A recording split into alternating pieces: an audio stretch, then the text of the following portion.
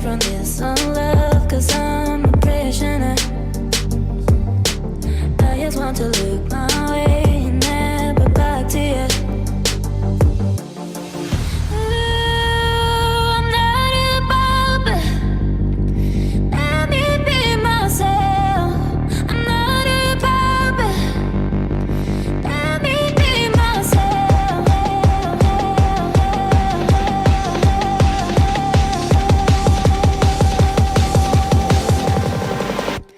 Let me be myself.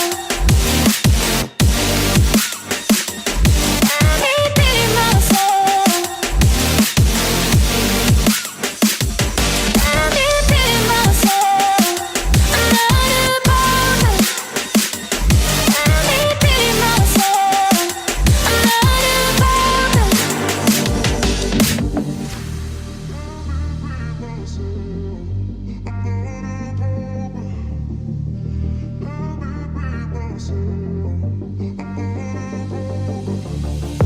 I don't know where I am, I don't know where you take me, I don't know where you take me. I just follow your trail and I'm losing your mind and I'm losing your head. Let me escape from this unlove, 'cause I'm a prisoner. I just want to look my way and never back to you. Ooh, I'm not a pauper. Let me be myself. I'm not a pauper. Let me be myself.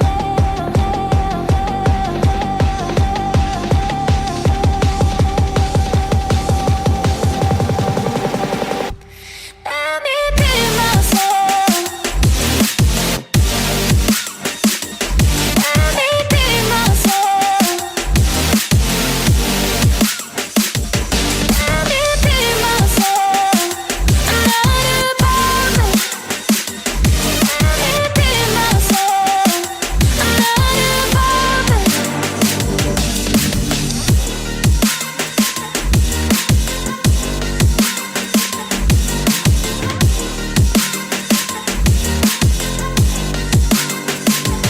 Let me be myself.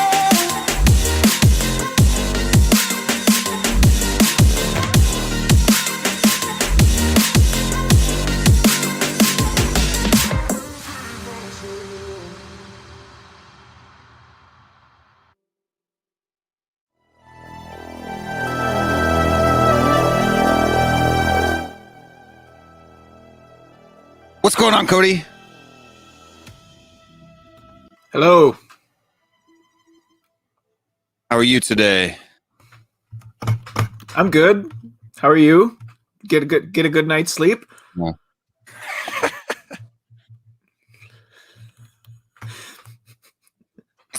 My voice is still hoarse from me screaming from that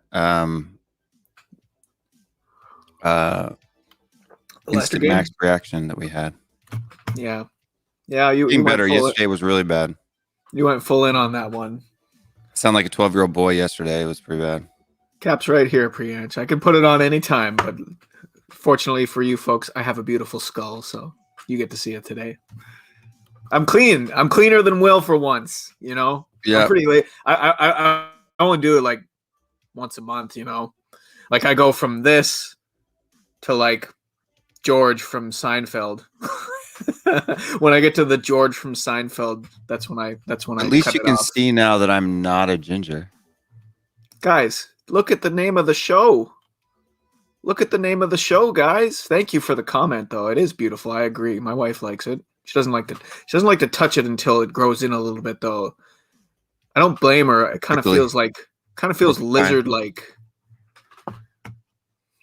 You know what surprised me, and this is for folks out there maybe haven't ever shaved your head bald, like how desensitized your scalp is.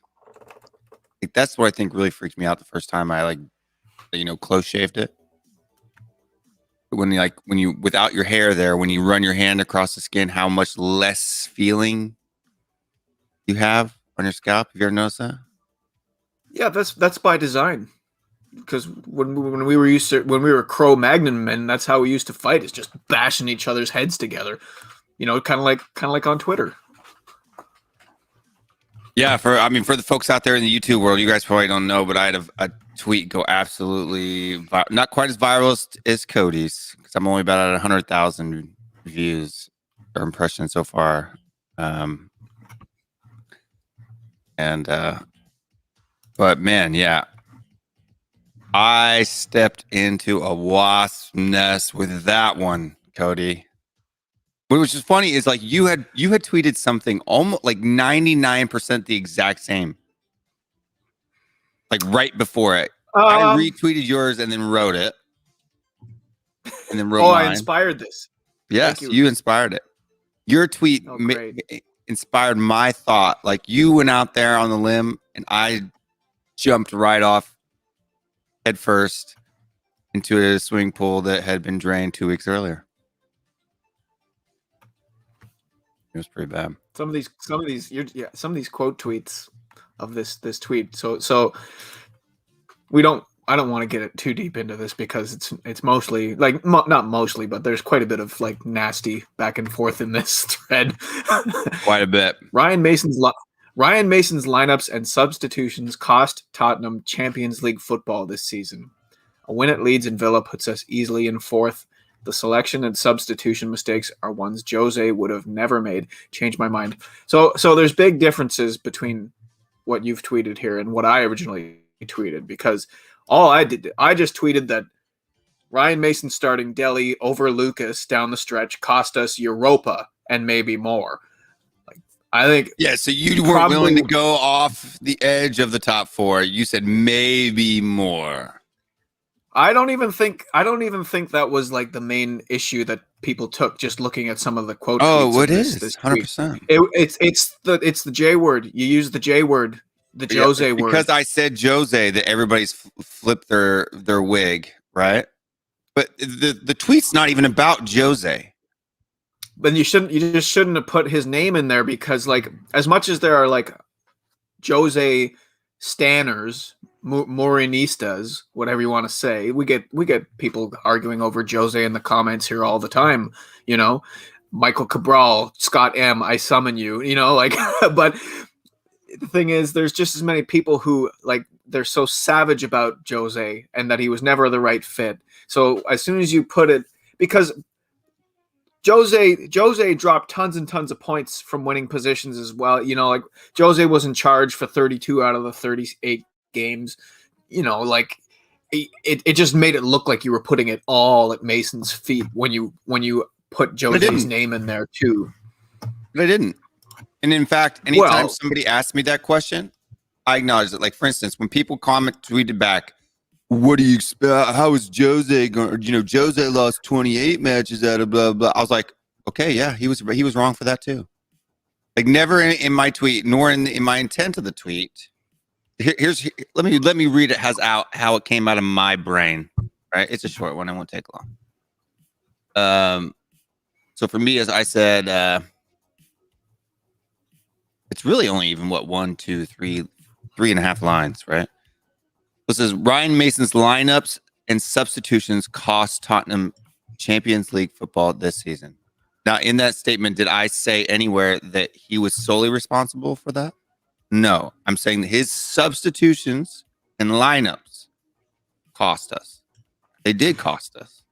Did they solely cost us? No. I've never asserted that, right? I'm a very literal black and white person. I can understand that people can insinuate things from my statement, but if I don't put the words in there, then I don't mean that at all. But you said that there were mistakes that Jose would have never made. No. Read that carefully. I said a win at Leeds and Villa puts us easily into fourth, period. The selection and substitution mistakes are ones Jose would never have made. Picking the mistakes he had in the lineup and the substitution mistakes are ones Jose would never have made. Not that Jose never would have made mistakes, but that he would have never have played Harry Winks and Dele Alli consecutively 7 matches in a row. That is not something Jose Mourinho would have done based on its historical role. But this totally looks like a Ryan Mason versus Jose tweet. But it's not. It has nothing to do with it. It's the selection and substitutions are the foundation of the point of the comment. Okay, but you have to like take into account the space that you're trying to put this out into, and the space that you're existing when you're on Twitter. You can't put that up there and think that an average Twitter user who is actually going to read it is going to like read that. Like this is like people are just going through shit as fast as they can. They're just scrolling and scanning until they find something that's not my fault. Their interest a little bit. Not my fault. Because anytime a person calmly came at me and asked me to clarify or would say, I agree with you, I was calm, courteous, said, I agree. Hey, that's a fair point. I'll concede that. Right? If they had a good point. Like I'm not a dishonest arbiter of truth. It wasn't clickbait. It was my actual opinion. Everyone is entitled to their opinion for sure. Everybody here who watched the show knows my opinions on Jose. Right? I was never a Jose inner hardcore. I was never a Jose outer hardcore. I was a Jose agnostic. The whole season.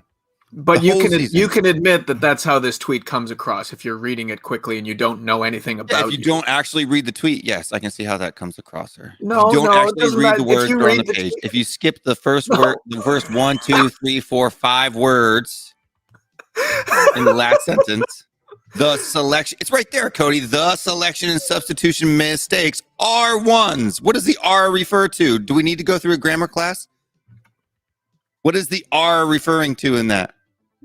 I just don't see how you. I don't see how you can. I don't see how you can see that you can't see how this doesn't just come across as Ryan Mason cost us Champions League football. Jose would never have. That's not like, no. That's not what the tweet says at all. Not at all. I'm not saying that's what it says. I'm saying that's how it comes across, and it's blatant. It's so blatant. Well, then I got lucky on the wording because seriously, that was not my intent. Like I had no. This was not designed to be. I literally read yours, and then I was like, okay, I'm going to go one step further and add and say that those mistakes cost us because we could have won. My theory on it is that for the thing, look, do I expect Ryan Mason to win all 6 games? No, that's not the part of the text too. In fact, I had stated several times in responses to that tweet that if Ryan Mason had made the correct substitutions and we still lost, I would have supported him. I would have had no problem. We have some, you know what I mean? Curling fans. I don't even know if people know that that's a curling thing, bro. It's a curling rock. I think we've been through this. Yeah, I know that, but I'm saying but when you're holding the handle, nobody can see that. It looks just like a stoneware mug. Oh yeah, but still, I like curling. It's still cool. It's still cool. It is cool. I never said it wasn't cool. But I'm just saying about this tweet. If you hadn't have said the word Jose, you probably would have avoided. Oh, but man. But also, it's like. What is it you're trying to accomplish with a tweet like this, right? Because you finish off by saying "change my mind," which is inviting, inviting opinions and discourse and debate and trolls unintentionally maybe. But it's one of those. Twitter's one of those spaces where it's like sometimes any publicity is good publicity, but you know. Yeah, but I mean, I just find it so. Then obviously there was the whole American thing, and I don't need to get into that again. But there was a lot of that. Yeah, there was some xenophobic stuff going on as well. Yeah. Yeah, a lot of xenophobia, a lot of retweeting my tweet to shame me in front of other large groups of supporters, not even knowing who I am or what my positions are. So they misread my tweet and then decided to shame me. I'm not going to shame you. I'm not like you, but you know who you are. Anyway, let's roll through our branded stuff.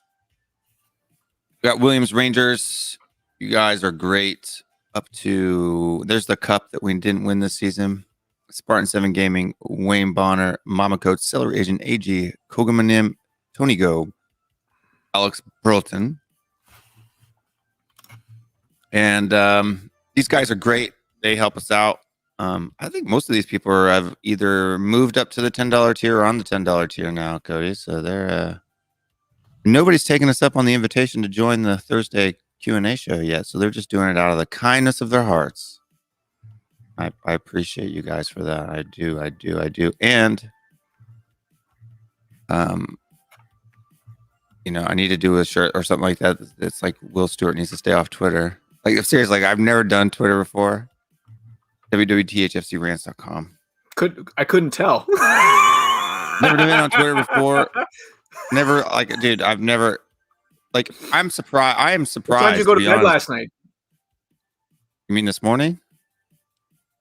Yeah. It wasn't last night. It was this morning, like 8 in the morning.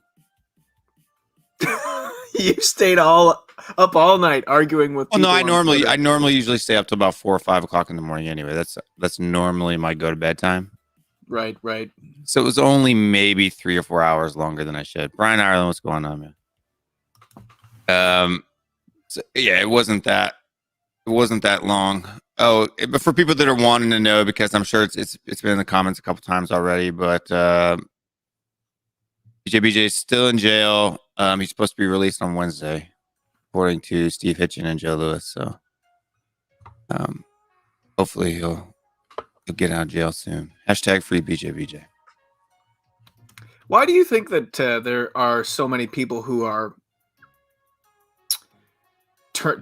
against international fans, and in particular? I mean, it wasn't that many, to be honest. It was so it looks worse than it is because but like the one tweet that I saw where the guy it had like 200 likes on it, and it was an anti-American.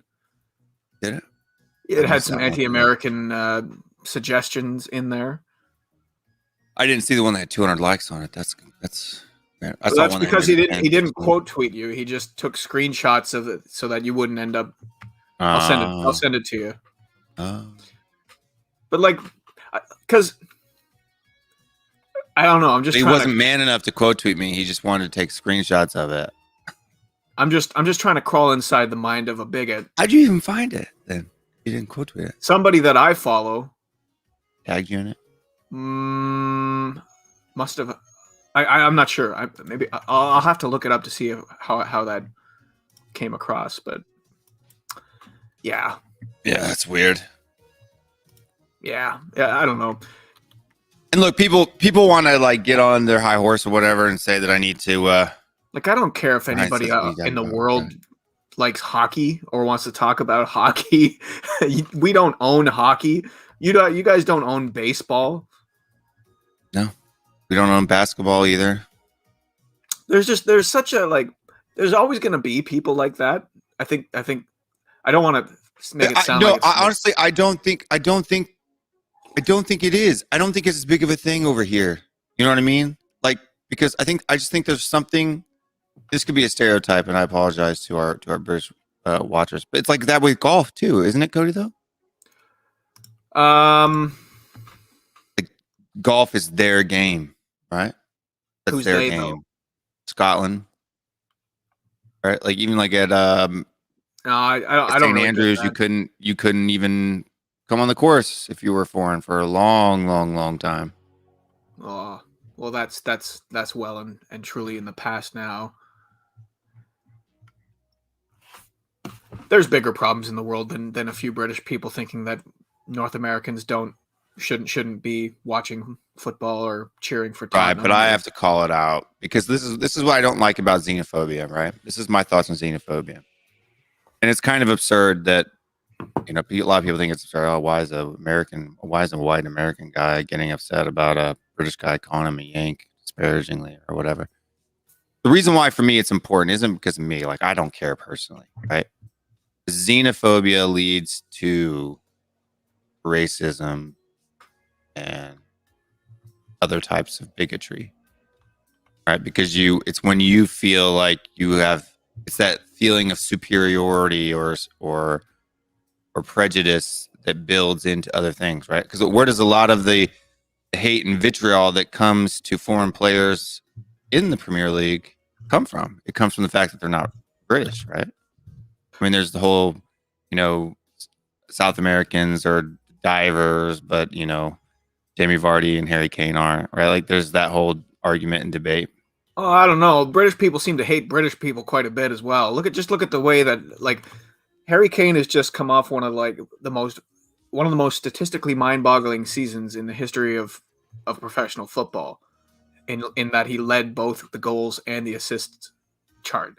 And you just tell me, like, if anybody else in the Premier League today did that, like if Bruno Fernandes did that, the media would be bending over backwards to try and kiss this guy's butt. You know what I mean? Well, I think that's just a Tottenham bias, though. I don't think it's a Harry Kane bias. I think it's both. If Harry Kane played for Manchester United, Liverpool, or even City, he would get a lot more favorable press than he does at Tottenham. I think that's just a straight up Tottenham bias. 100%. I do.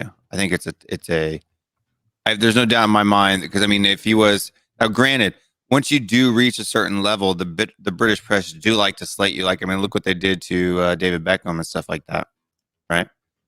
A lot of the hate and vitriol that he got after the World Cups and all of that stuff, right? So, no, I don't disagree with you there on that, but I think that has to do with more of a media thing. Because just ask Bob Spur about that, right? He's got this whole thing about the media in the UK and how toxic they are. We even did a show on it one time with Tim Leonard. So, not that show was the end all or whatever, but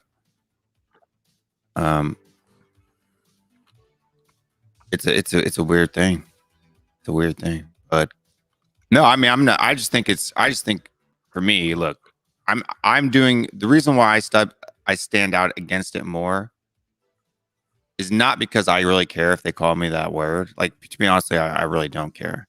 But it's the fact that leads to other things. That if I can nip it at the bud there, maybe it won't lead. Or if I can get him to realize, because there was a couple of people who would make those claims and then immediately tried to walk them back. Wait, no, I'm not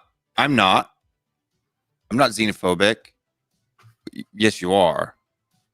And then I could talk through them, and they would be like, well, that's not what I meant. That's not what I was trying to say. I was just bantering you. I'm like, well, that's not funny, right? That's it's like somebody who drops an N-bomb and then tries to like claim that they're not racist because they have black friends and stuff like that, right? And yeah, I totally get it. You know what? You have to be careful on a space like Twitter. Like I posted that video of Lo Celso running the ball out of bounds, and all I said was in the tweet was, "Ladies and gentlemen, I give you Giovanni Lo Celso," and I don't hate Lo Celso. I don't hate him. I just thought it was a funny play, and it kind of like was a microcosm of Tottenham's season. And when you open the door for someone, it becomes, it's in some people's minds, it becomes this pissing contest of who can be like the most upset or the most nasty or the most hateful about something. It just, they take the ball and they run with it. You give an inch and they take a mile. So you do have to be careful about the things that you say and who you engage with. So in my mind, there's always going to be a small subsection of people on social media that are just not worth descending onto their level to try and have like a debate with, or trying to educate them, or to try and call them out. But that might be to my downfall, because what you're saying is so true. If people don't start to fight back, then it just gives these people license to move forward with that type of rhetoric. And it's what the weirdest thing that I came across there? Well, I'll tell you the second weirdest thing. The weirdest thing I came across was there was one guy who literally said that Harry Winks is better than Højbjerg. And that Højbjerg is... Oh, no, Højbjerg, yeah. Højbjerg. Yeah. Harry Winks is a better player than Højbjerg. Højbjerg is a headless chicken, and you should never pick up a Spurs shirt again. My mind was blown, right? My mind was blown. But the weirdest comment that came out of this conversation for me, the weirdest subject, was that there is this if you're not watching the game in person, then you don't have any knowledge about sport. And to me, that was the most ridiculous comment. But no, I mean, these people were adamantly willing to die on the hill of, if you're not sitting in the stands, which if you look at the background here behind us, if you're sitting in one of those seats, I'm sorry, but you can't see the pitch as well as I can on my 85-inch TV, because the camera flies over the top of the pitch, and you're sitting, way up in the nosebleed section. But like literally, if you're not in the stand, and it's not even about. He never said, "I'm not saying I'm a bigger fan than you or I'm a member." You can't know the game. You can't know the game like I do. I was like, "What are you talking about?" So I asked him. I said, in the attacking, when you're in attacking, which zone in the attacking third, in the final third, is the most dangerous or the best one, or what's a half space? And he wouldn't answer me for like 45 minutes. Then he came back and said, "I know, but I'm not going to answer because I could have just Googled it."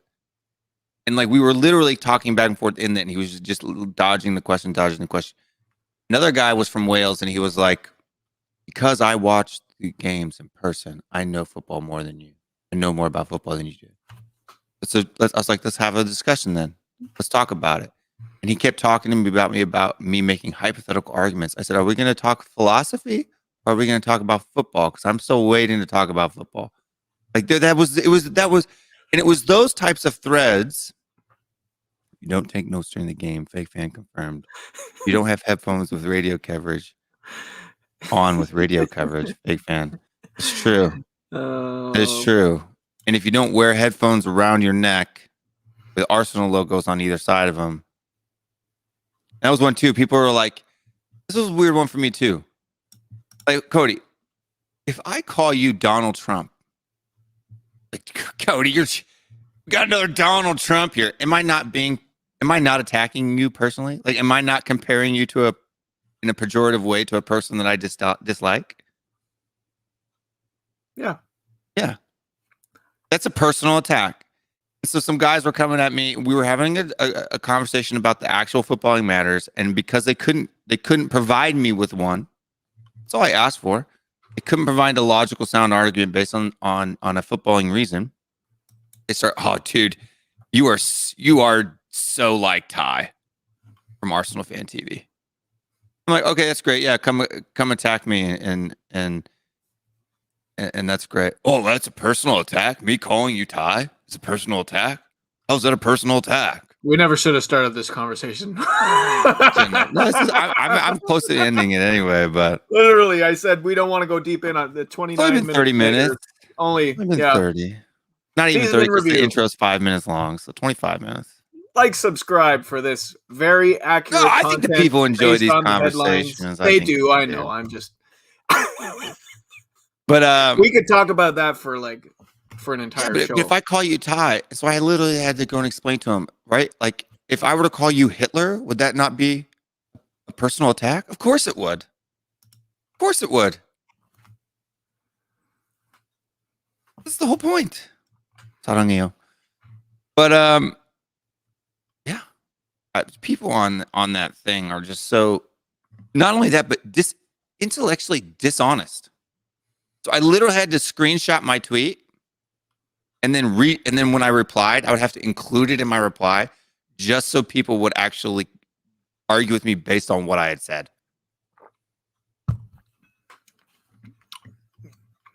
Right. That's one thing I just don't understand. Maybe it's my ENTP mind, right? My logical brain here. The big bald forehead. I don't strawman people. Because that's dishonest, right? If I'm going to argue with your point, Cody, should I just make up some argument that you never made and then argue against that? Yeah. Yeah. I operate on like a 2-strike policy. Okay, so if I tweet something out and I get somebody who comes at me and uses derogatory language and clearly isn't coming in with a nuanced opinion or an intellectual debate angle, I will respond to them once and attempt to de-escalate, because that's just, I don't see the point, because it's so like when someone comes at you, if you just clap back, all of a sudden it just turns into like who can clap back the hardest, you know? And the thing is, if someone, I had something happen yesterday where I tweeted something and someone came in with information that wasn't even included in the tweet. He had misread it as some kind of like Ndombele hatred, and it's like completely not related to what I had said at all. So, you know, I could have just clapped back at this guy, but instead I said, well, I'm not sure where you got that from. You know, what are you talking about this? And like literally he just completely backed off his original like nasty kind of response and apologized and said sorry for the confusion. So people like that, there's lots of them. But if you make an attempt to de-escalate, if you offer the olive branch and they slap it out of your hand, then, you know, I'm sorry, you're just not worth responding to. You're not worth dignifying with a hours long thread deep into the night or morning. I just look at that. How as many? A Yes, how many people did I know today? Probably around 210. That's a good, because there's 210 replies on the tweet, and yeah, most of those replies are ones, and I would probably say a good, because a lot of I would say probably a good half of those retweets are people that agreed with me. The other half aren't. So I'd say, you know, maybe 260. But I had almost 500 likes on the tweet now. So. Oh, you should retweet it. Get the fire burning again. Stir the pot. Retweet my own tweet. And then apparently I liked it. I didn't even know I had. And people were making fun of me for that, like liking my own tweet. Who cares? Of course I like my tweet. I made it. I like my YouTube videos too. Did you guys know who Papa Gut is? I don't know if you guys know Papa Gut, but Papa Gut's a YouTuber. He says you always got to be your biggest fan, right? If you're not your biggest fan, who is? But it's just funny how people do it. Right. But season in review. Let's move along. I do want to talk about the season. Sure. In review. Do you really want to, or do you feel obligated to? No, not obligated to. I definitely want to, because I want to tick off some more people. I need to get more fuel for my Twitter campaign to piss off the entire Spurs fan base.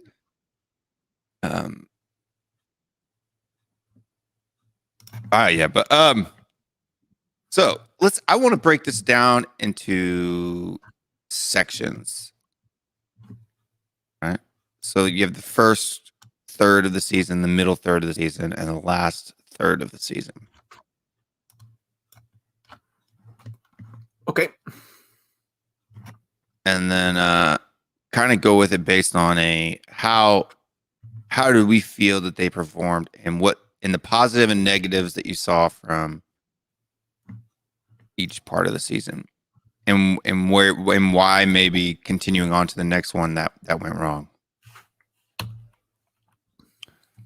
Okay. So that would be 38 divided by 3 is what? Just, you could do it by months. You could do like September, October, November. Yeah. That type of thing.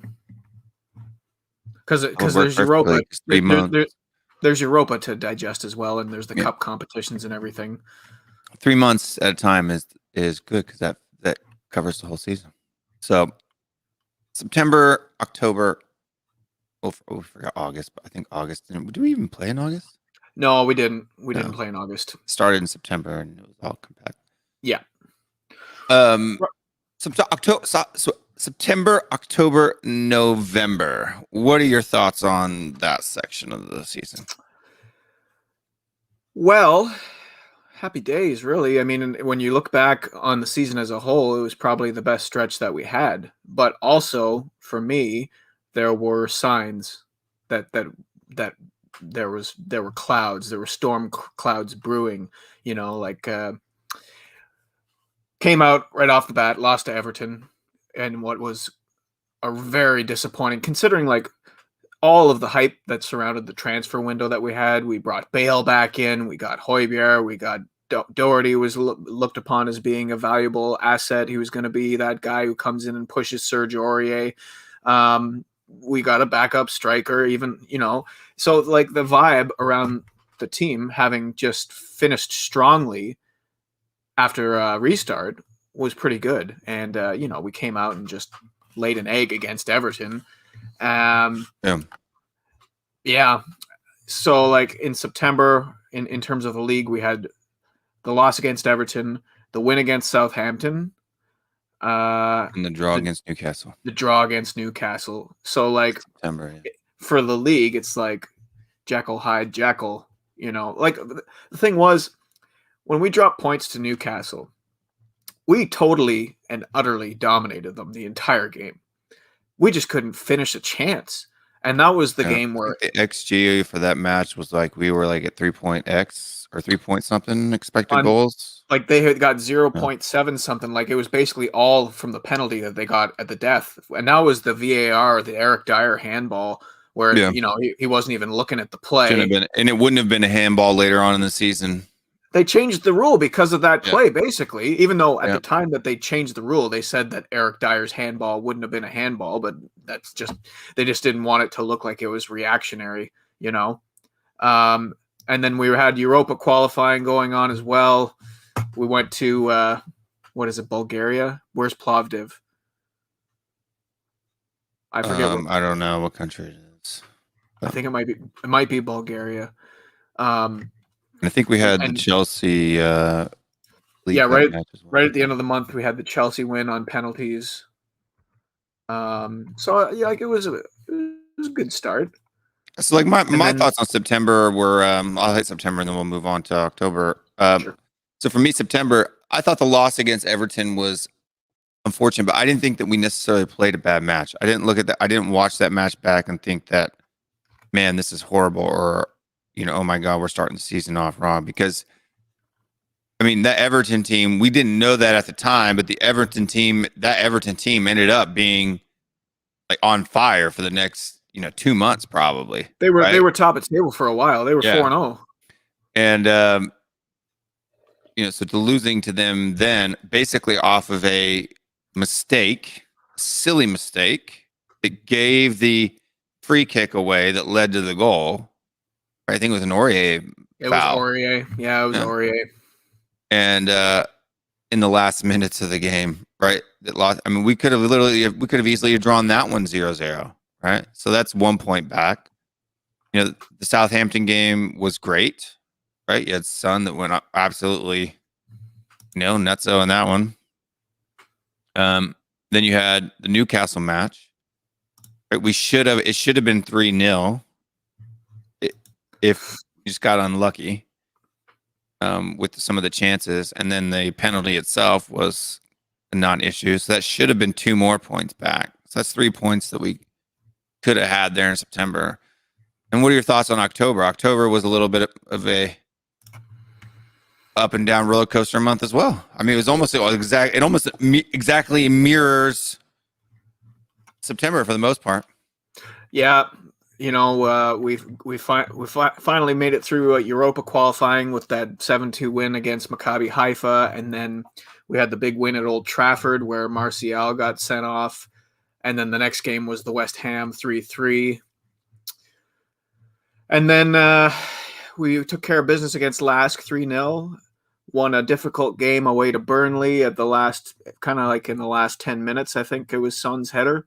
And then the Antwerp loss on the 29th. Now, the other day, there was, I think it was on Bobspur TV after the game. You guys did the day after the day before show, and you all talked about like when you think things turned for the season. And for me, I think it was in Antwerp, the first leg against Antwerp, because that was the moment where Jose lost faith in the second squad players, the players who were supposed to get us through the Europa group stage comfortably. And once it was proven that we couldn't trust the likes of Ben Davies to play, that we couldn't trust the likes of, you remember at halftime against Antwerp, we made 4 substitutions. He hauled off pretty much everybody, and then later brought Harry Kane on, and we still couldn't affect change in the game.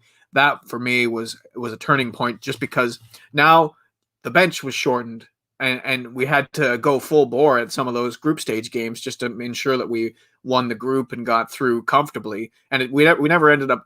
We should have had that group wrapped up after 4 games, and instead we didn't wrap it up until the very last game. And with the fixture congestion, as we'll see going forward, the players that form the spine of the team that had to play both in Europa and in the Premier League and in the cup matches, they just ended up running out of gas down the stretch and making mental errors. Even guys like Højbjerg, So that for me was the turning point of the season, personally.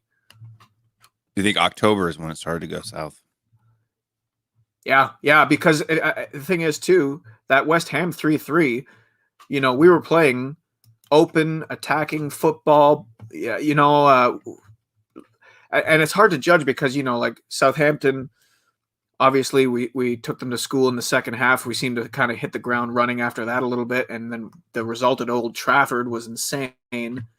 But then when we blew that 3-0 lead in the 80th minute against West Ham, giving up 3 goals in the last 10 minutes, well, after that we went on like a 6 to 8 week park the bus stretch where we didn't play attacking football. We went super heavy counter attacking, and we were getting results. Don't get me wrong, like we ended up, as we'll see, going top table as late as December. But the thing is, you can only play that way and keep everybody happy if you're winning. And later on in the season, when we stopped winning, that was when the fans started to turn on Jose. So there was a lot to digest in that. Well, I would like to say that there was probably a good significant number of fans that had turned on Jose before the season even started. Well, there's a certain number of fans that turned on Jose when he got hired. Yeah. And to be honest with you, until the documentary, I wasn't a fan of Jose. I thought, look, I was right there with everyone else bantering Manchester United when his, debacle was going on over there. And I didn't want that toxic type of person to come into our club, to be honest with you. And so I didn't like him at all. I wasn't excited about it at all. First of all, I was a huge Pochettino fan. Still am a huge Pochettino fan. I still watch most of his matches, even though he's not all of them, because it's PSG, for crying out loud. So, but the ones that I can, and but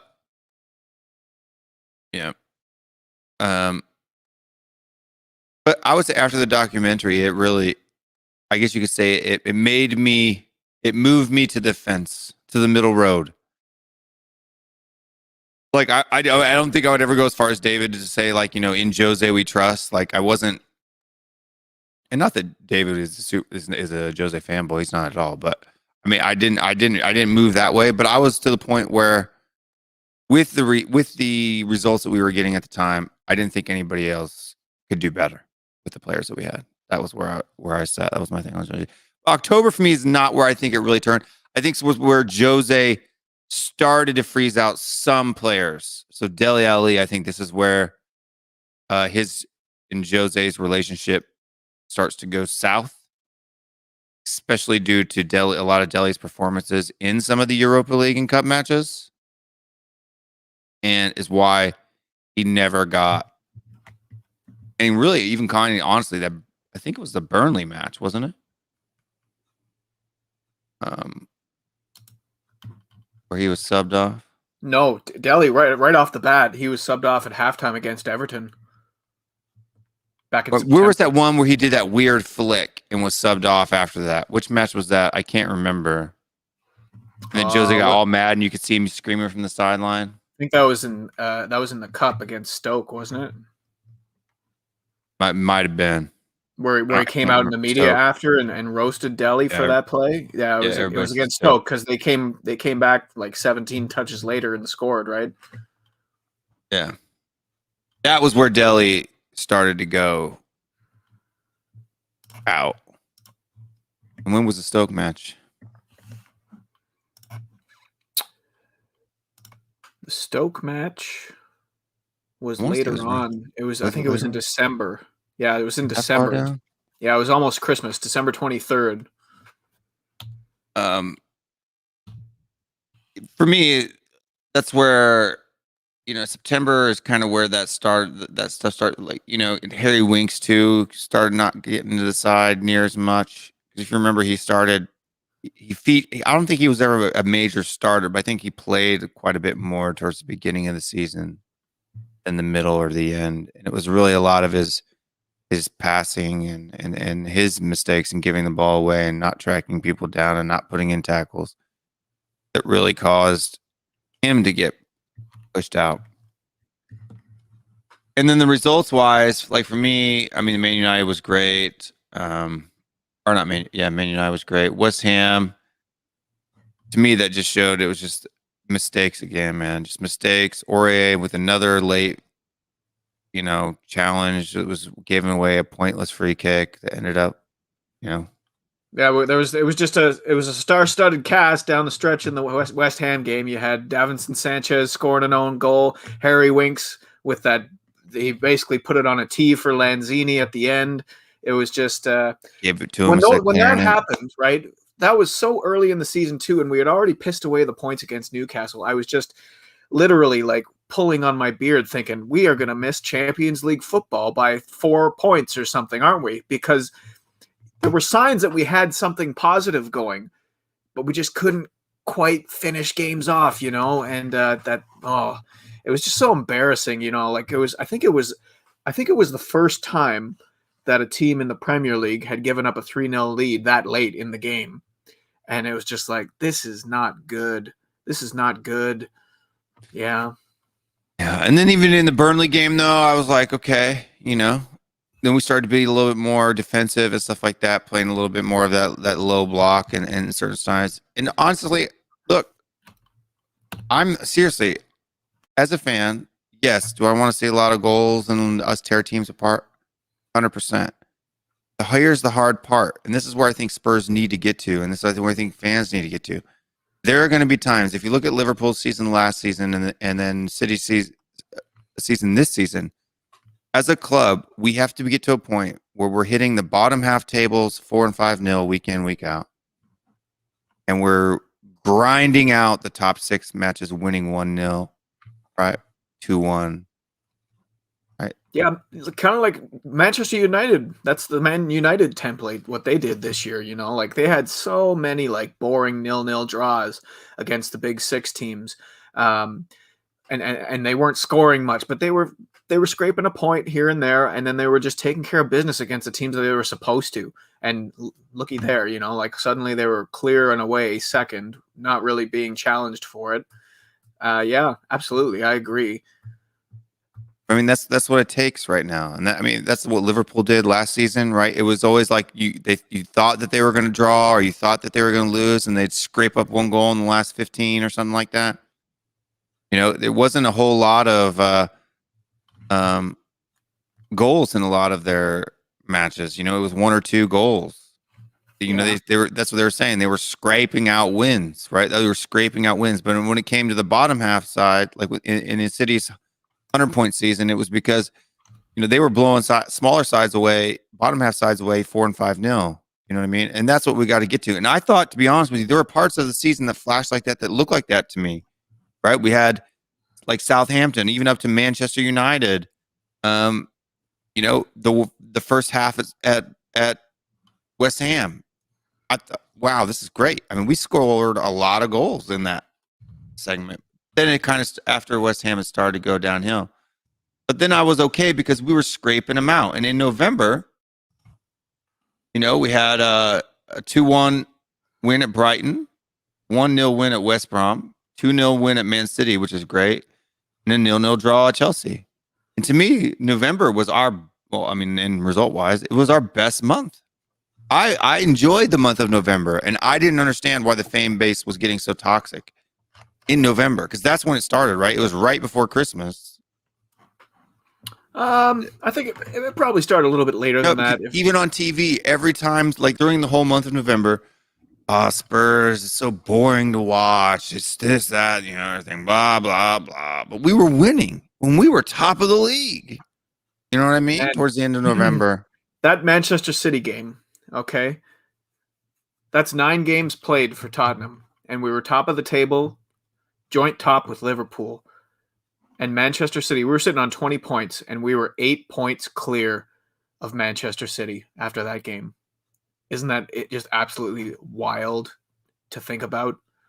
Like a quarter of the way through the season, how far ahead we were of Manchester City. They were sitting 13th in the table. Whew. 1 game less played, but still. I think that after they lost to us, that was like one of their last losses until the end of the season. They won something crazy. Like in all competitions, it was like 21 straight wins. It was insane. It was insane. Yeah, I mean, November, Gareth Bale scoring the goal against Brighton, memorable. His first goal since he came back. 2 wins against Ludogorets, worst team in the group. And then, we were grinding results out. That West Brom game, it looked like we weren't going to take 3 points until the very end. That was Matt Doherty with that floater, and that Kane just kind of nudged over the keeper. And then I think, wasn't Kane hurt for the Chelsea 0-0? Huh? Or who we were missing someone. Oh no, it was Toby. That was Rodon's first real game action, where he had that scary moment at the end of the game where he set up Giroud in on net with that misplaced header, trying to head it back to Lloris. Yeah. November was. I know what you're saying, where like people were starting to say, it's just so negative football and everything like that.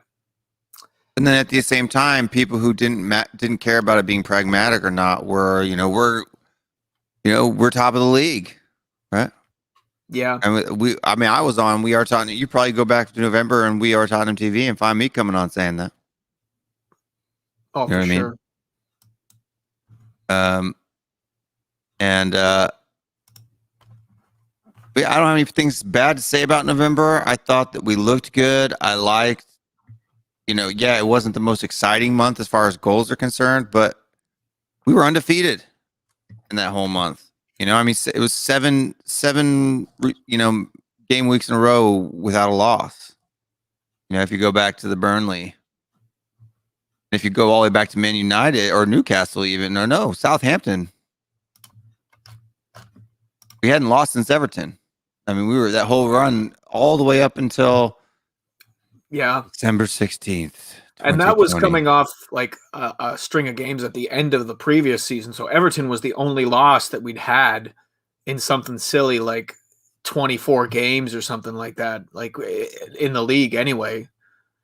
So there was a lot of people jumping on the we have a chance to win the title.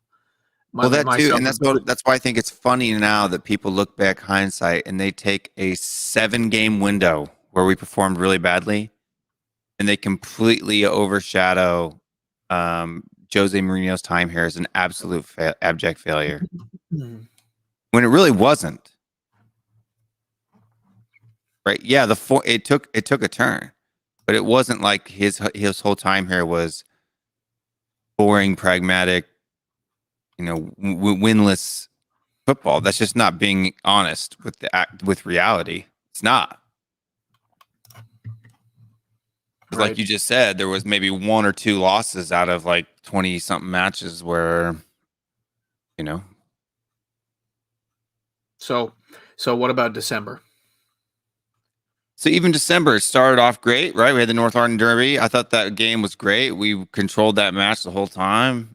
So you had Son's great goal of the month, right? The last game, that was aside from some of the cup matches coming up, that was the last time we saw Joe Hart. That was the last time we saw Joe Hart in Europa. Was the last game. You remember he gave up one worldie and two really soft long goals. And then the North London Derby. I saw a tweet today that said that of all the Premier League matches this season, that first North London Derby had the lowest combined XG. So like it was being painted as like the most boring game that was played in the Premier League. I mean, I don't care. I don't care if it was a boring game. Sonny had that screamer, which was the part of the reason that the XG wasn't built up is because like the XG on Sonny's goal was like 0.05 or something. Like it was not a spot that you see many goals come from. And even Kane's goal at right at the half, in off the crossbar with his left foot. Hold on, I gotta say something. Island Life, I accidentally put you in timeout for 5 minutes because of the guy that was spamming stuff. You just happened to pop up underneath his as I was clicking the button. So we're sorry, Island Life. You'll be back in 5 minutes. It wasn't intentional. We love you, Island Life. Sorry, Island Life. You'll just have to wait 5 minutes before you can comment again. Sorry, go ahead. Yeah. We closed out the group stage on the 10th with a victory against Antwerp. Really, we needed to close that group out sooner, though. We really needed to take care of business, and we didn't. That goes back to the first Antwerp game, like I was saying. We shouldn't have lost a group stage match. No chance. And then, if you look at the other results on the whole, Crystal Palace, another game where we sat on a 1-goal lead. This was the beginning of the drop, not the beginning, but the continuation of the theme of dropping points from leading positions. I think they equalized in the 84th minute or something like that. We went into Liverpool. It looked like we could take them.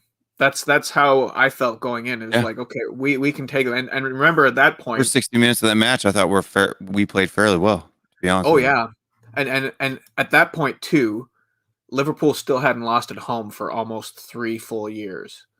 And we could have actually been 3-1 up, 3-4-1 up. Oh yeah.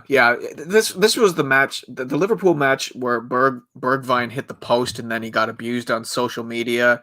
It was just such a disappointing turning point of our season. Because then 4 days later we go and lose to Leicester. Aurier gives away that ridiculous penalty at the end of the first half.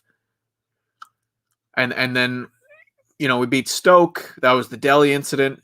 And then we went to the Molineux and scored in the first minute and sat on that lead the whole game. And they ended up tying the game, 5 minutes left in the game or something like that. I think it was an injury time that they tied it. But yeah, a really kind of stale month as a football club. And then after that is when it started to go south for me. That's when that's when the wheels really started falling off the proverbial bus, right? Then you had Leicester, and we just looked like a shattered shell in that match. Yeah. Yeah, I mean, and especially like losing like that, and like not looking like we were close to beating them either on our home turf, our pitch, and I know that the fans weren't there, but White Hart Lane was such a fortress for us, especially obviously having not lost that in that last season at White Hart Lane, and we just looked weak in that game against Leicester. We just looked weak. They beat us at our own game.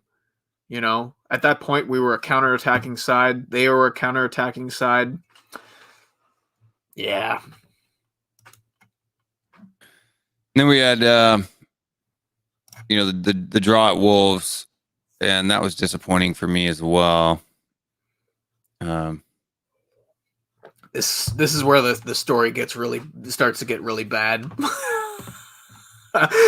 We've gone through all the positives, so if you're You could probably tune off. Don't turn off right now. But if you're waiting for us to say something nice, I mean, it's because pretty they come much out and it's all been Billy said. scores that goal like in the first, 30 seconds. And then again at the 86th minute. Was it a header off a set piece, right?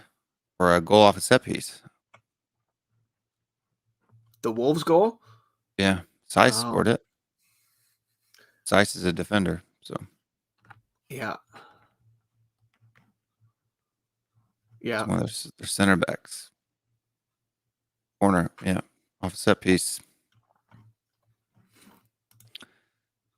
In the 86th minute.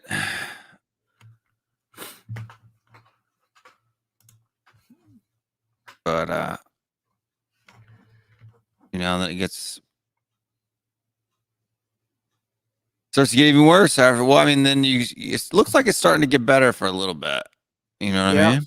Yeah. We handled Leeds quite easily the first time around in January, and then we won the semifinal in the League Cup against Brentford. We got the easiest run in the League Cup you could have ever imagined. We got the bye against Leyton Orient, then we played Chelsea, and then Stoke, and then Brentford. Such an easy run to the final, but it gave us something to look forward to, especially considering that they moved it from February into April. It was like, okay, we got the cup final in our back pocket, and that's kind of what we kept as we began to like tumble down the table slowly and steadily. It was like, okay, we got the League Cup final. That's kind of like, and then Manchester City was going crazy with that crazy winning streak, and it was just like, I don't know how this is looking. I mean, we were still like second place. We were still, just a few points. We were still keeping pace with Liverpool at the time in the table. We weren't really dropping. We were still expecting to be challenging. We still looked at ourselves like we were in a title race. Yeah. And it wasn't until the second Liverpool match on that fateful night, the Thursday night of 28th of January, 2021. And this is where the engine explodes. Yeah. Yeah, the thing is too, like, didn't lay a glove on him. Basically the whole game, didn't lay a glove on him. Yeah, it didn't even look like they wanted to play. Like the first, if we had won, we would have gone back level with them, right? In the table or something like that. I can't remember exactly, but it was close to that, I think. Yeah. And like Liverpool, this was right where their season started to break as well. They had that the 21st of January was the day that they lost to Burnley. And we played them a week later. And the thing is, that Burnley loss, that started a 6-match losing streak for them at Anfield in the Premier League. They lost to Burnley. They lost to Fulham. They were reeling. Their injuries were piling up. And even with Brighton, I think, right? Well, what's that? I mean, I think they drew with Brighton too. I mean, there was like almost like 4 weeks in a row where it's like, oh, Brighton beat them. Yeah. Yeah. Problem is, we both ours were even worse though, going into last week of January through February was a horrible month for us. Yeah, it was where the wheels really started to fall off, because if we couldn't take advantage of Liverpool's downfall at that time. No, it's almost like we both free fell down the table together. I mean, that was when we had those 1, 2, 3, 4, 5 losses in a row, right? Yeah, it was when the title race for sure went crashing and burning, right? And for us, this was the point too when Manchester United was on their run. The 1-0 against Brighton right at the end of the month. This is where the team, I think, really started to show their fatigue, when the schedule got condensed. Because we did have like a very fixture-heavy start to the season in September and October. Then you had the international break, which, some players played 2, some players played 3 games.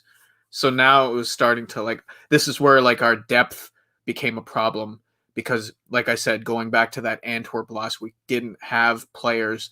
We didn't have anybody to give Højbjerg a rest. We didn't have anybody that we trusted to give Kane a rest. Kane got hurt at this point in the season as well, because he missed the Chelsea game to start off February.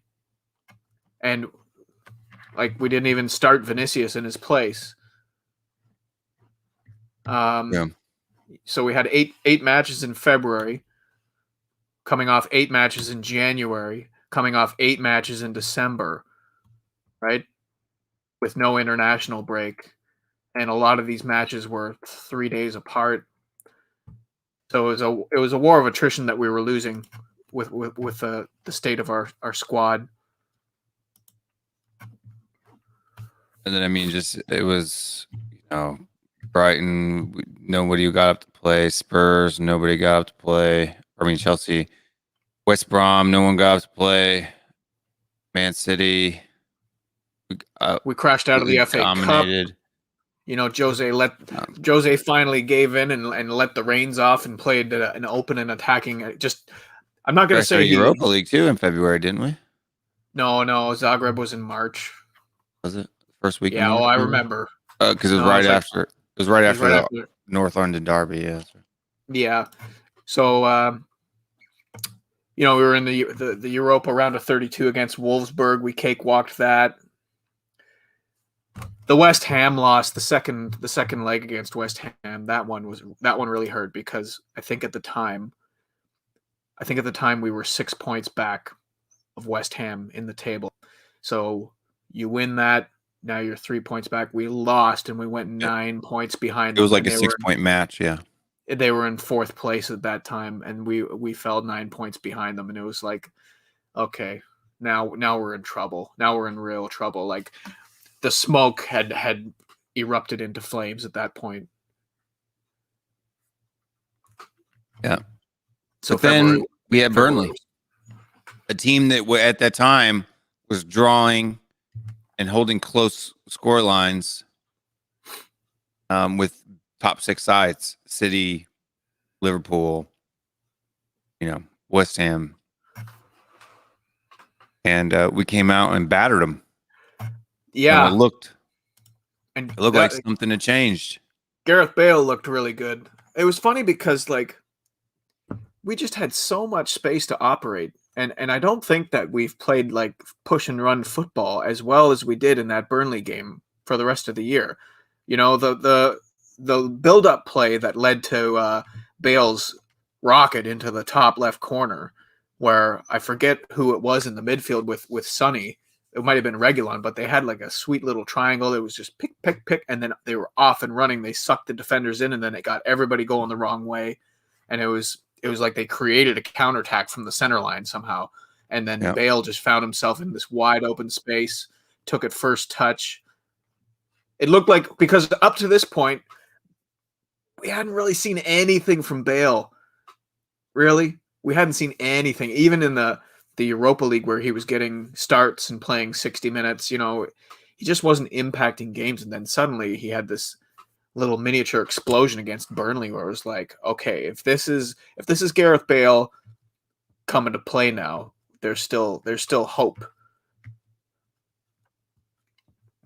Yeah, no, and then too, for me, this is where even on David's channel or on We Are Tottenham TV, this is where I really started, saying that, are looking at the run in, right, and saying, okay, if we can pull 23 out of the last, 23 points out of the last remaining, 24 points out of the last remaining 30 or whatever, we can finish top 4 or still be, up there fight. And we would have, because after that West Ham game, it was like, because this is the run we had going out of the season. You had Burnley, Fulham, Crystal Palace, Arsenal was a yellow match, Villa, Newcastle, Man United was a red, Everton, Southampton, Sheffield United, Leeds, Wolves, Aston Villa, Leicester. So, I mean, which is a yellow. So we only, our run out was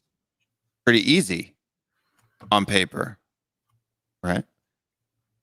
And it started to look like we were going to make a run. Like I was starting to get excited again in February, starting in March. You have, coming out of, the real tight fixture space there. You had Burnley, Fulham, Crystal Palace all in a row, right? And Gareth Bale's firing.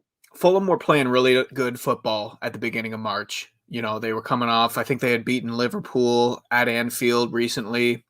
They were looking very organized. It seemed like they might be turning their season around in a bid to avoid relegation. It was a very difficult game at Craven Cottage where we got a little bit fortunate because that was the handball that got Fulham's equalizer taken away. But at that point, it was like we were owed a little bit of luck at this point in my mind. But yeah, I mean, for me, like coming into that second North London derby at the Emirates, I was feeling good. Yeah, I was confident. I was feeling good. I thought we were going to smash them. I was confident again. I thought we were going to smash them. And I hate to give them this much credit, but really that game is the game that broke our back. But what's funny is that they didn't really even beat us. We beat ourselves again.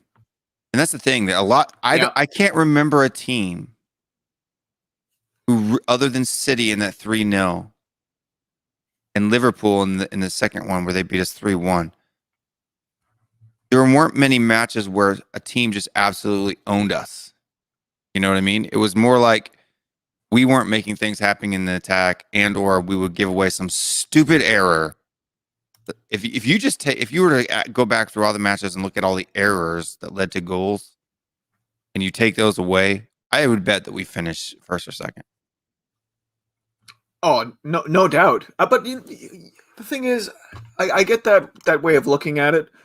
But every goal that gets scored is going to come down to someone making a mistake in football. No, that's not true. It's not true. But I'm not talking about like being dispossessed, in the attacking third and that coming back, down to the defensive third and stuff like that. That's different. What I'm talking about, it's like stupid fouls, stupid penalties. Here's what I'll say. Free kicks that lead to set pieces. Here's what I'll say about that second North London derby. Okay. We were feeling pretty good about it for a lot of different reasons. I think Arsenal had to travel away to, I think it was Olympiacos, where we were at home to Zagreb.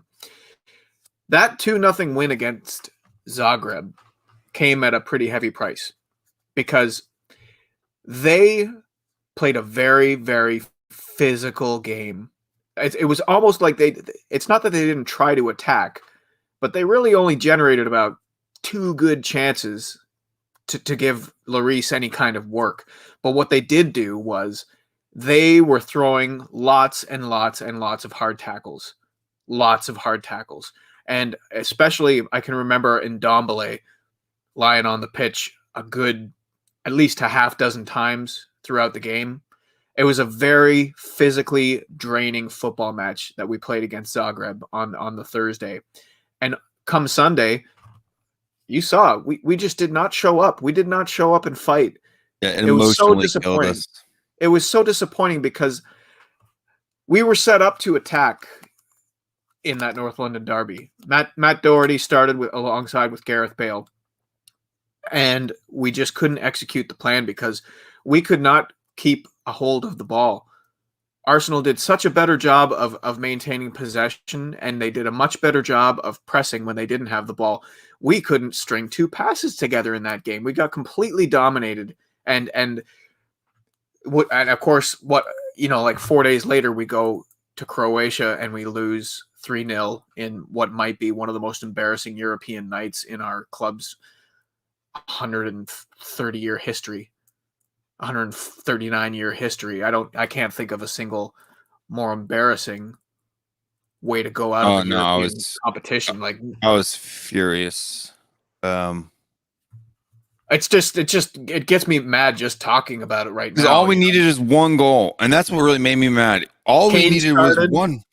Kane played the whole entire match, missed a header, an open header, completely unmarked. Yep. And heads it straight at the keeper in the last, in injury time, basically. And to me, I was like, you had all day. There was no one even within a yard of you. And you had it right at the keeper's chest. It was just so embarrassing. It was so embarrassing, the effort that some of the players put in too. Like Orsic's third goal, the winner, like he just weaves his way through Sissoko and Aurier, and nobody lays a hand on him. Nobody Harry takes Winks a just yellow running card. alongside of him and just letting him move. Like seriously, if you watch that back, that's what, if you can go watch back on David's channel or even on, I can't remember if it was Matty Hayes' channel. I go on this huge big long rant about it. You know what I mean? And it was around this period of time that pissed me off so much that I had started this channel. See, for me, because I started my channel right after the yep. My first video is the Zagreb Yep. match review. Yeah, I remember. The thing is that game fucked us on so many levels, because that was really when the house started burning down around Jose Mourinho. You know, he was brought in here to win us a trophy. He was supposed to be a cup manager, you know, find a way to win, and we lost to a significantly lesser side, a side that I'd basically never heard of anybody that played for them, you know, and it wasn't just losing, it was how we lost and how the players just didn't seem. It just didn't seem like there were players. They were certainly not. They were certainly not organized. They certainly were not fighting. They were not fighting, right? It just felt like they didn't care. You know, it felt like they didn't care, and it was doing it on purpose. That is where the fire started to burn and rage out of control. I'm looking back on it. I'm surprised that he didn't get the sack then. I thought, if you're not going to sack Jose now, then you're not going to sack him, right? And I think everybody knew Harry Kane's stance true statement right on there. Jose. The only thing Winks assisted this season was the creation of WillTHFCRants. It's gold. We all know where Harry Kane stood on Jose. We knew from various sources that he was a Jose player. So that was when the Jose out narrative really took hold after the Zagreb. You know, I told people, I'm like, you better be careful what you wish for here, because if Jose goes, Kane goes with him. I'm telling you. And unfortunately, the players threw Jose under the bus in the end. The players were not good enough, but they were also. There was a full-on rebellion, and it was on full display in Croatia. Yep, and then we had the win at Aston Villa after that, which I thought looked like a good recovery. I thought that was a tactical masterclass. But that was Jose's last gambit. That was Jose's last stand, because you remember the lineup. We played a 4-4-2, right? Yeah. There was a bunch of players that came out. Tanganga. It was the first time Tanganga got back into the. He's out on injury. Fair play. I mean, fair play. Yeah, but he was available for selection quite a while before that, and Aurier and Doherty still kept their Rodens. This is when we started playing Roden. You know, almost week in, week out. Vinicius came in playing that front two with Kane. Son was injured, I believe, right? Yeah. So. And Toby, that was the beginning of the end for Jose and Toby as well. You know, we didn't see Toby in the league for quite a while after that, and it became an issue in the media as well. You know, Jose coming out and saying that Toby hadn't trained and he wasn't playing because of COVID protocols, but then the club official account had posted pictures of Toby in training, so it was clear that Jose was lying to either protect himself or protect the state of the dressing room. And yeah, clearly Jose had identified that some of these players were, I don't know, what word would you use? Mutiny? Sabotage? Yeah, I mean, well, Harry Kane said it, right? Harry Kane said it. Harry Kane has explained this whole situation right there. And that's why I don't understand why the fan base doesn't see it.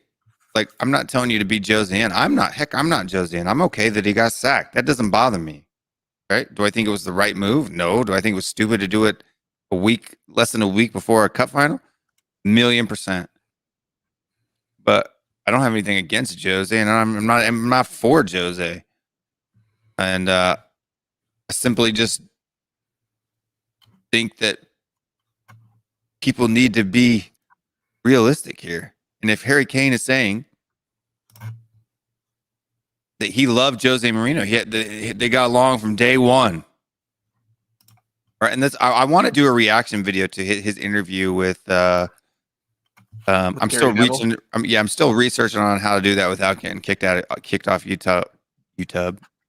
YouTube's.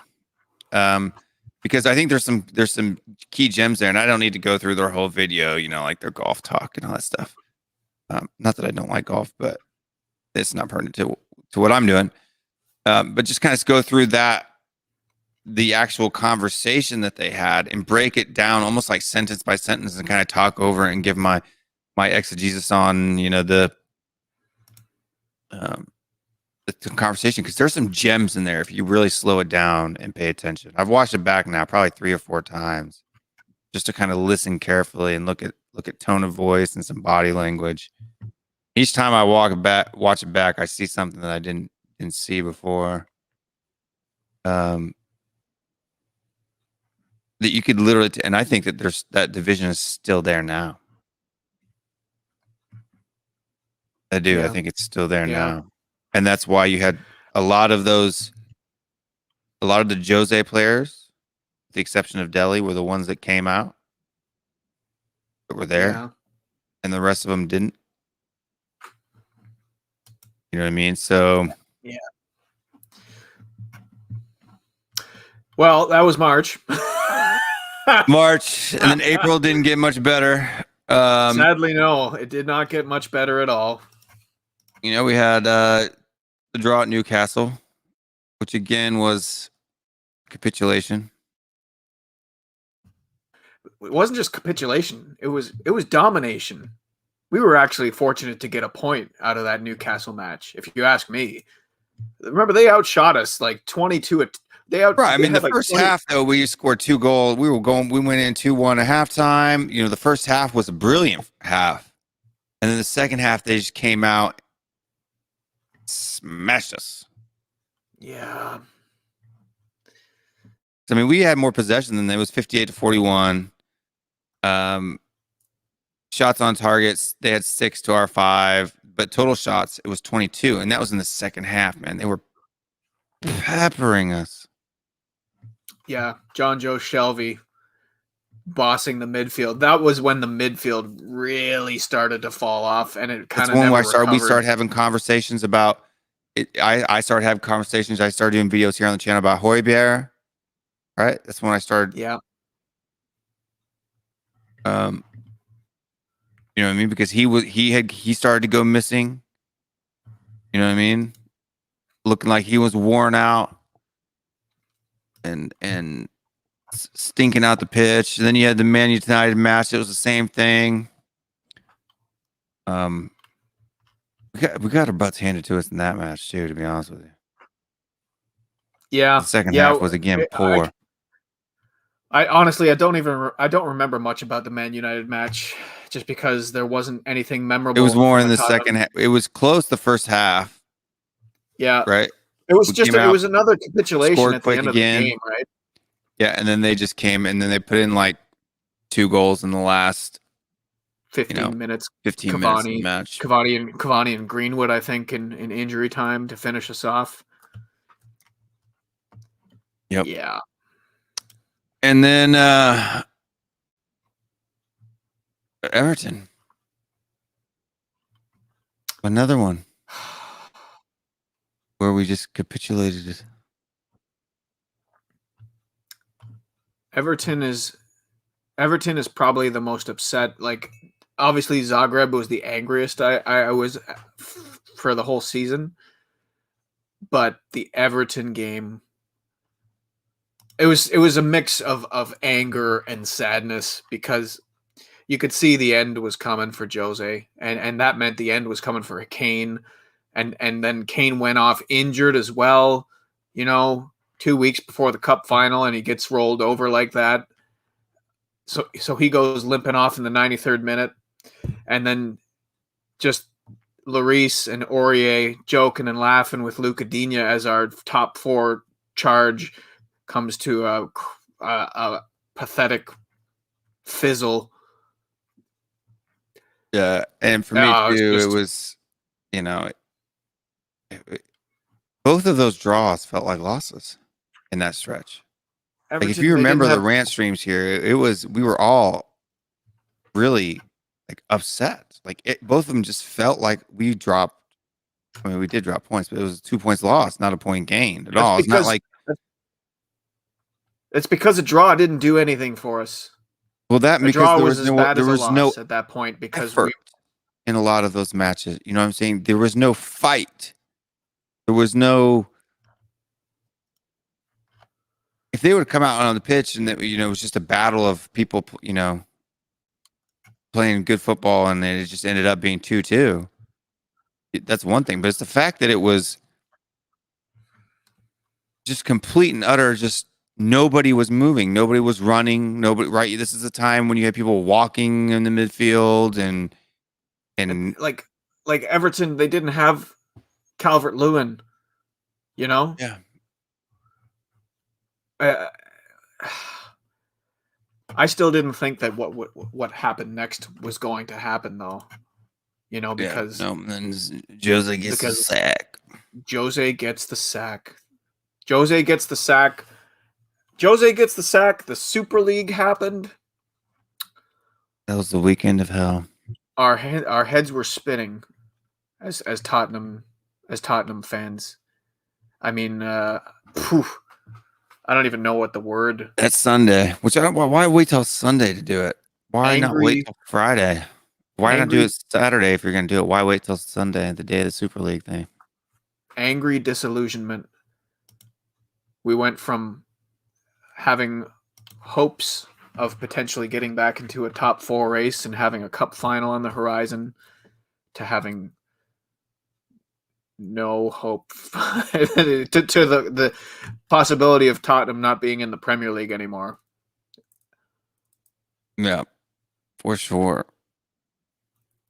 And then we get Ryan Mason to come in.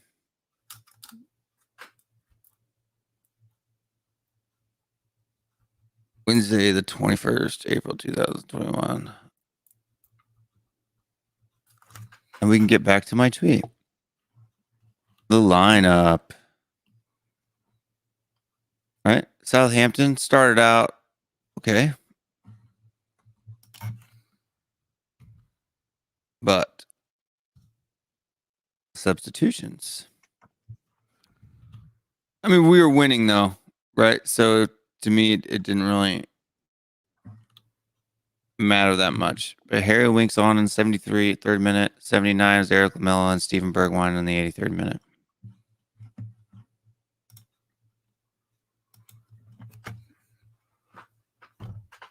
The questions started right away. They started right away, not just because of the team selection and the substitutions, but because of the way that he was handling himself in the press conferences as well.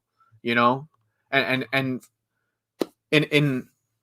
not in his defense, but like we have to acknowledge that this was a turbulent time to be trying to take over, be put in this position, or agree to be put in this position, however you wanted.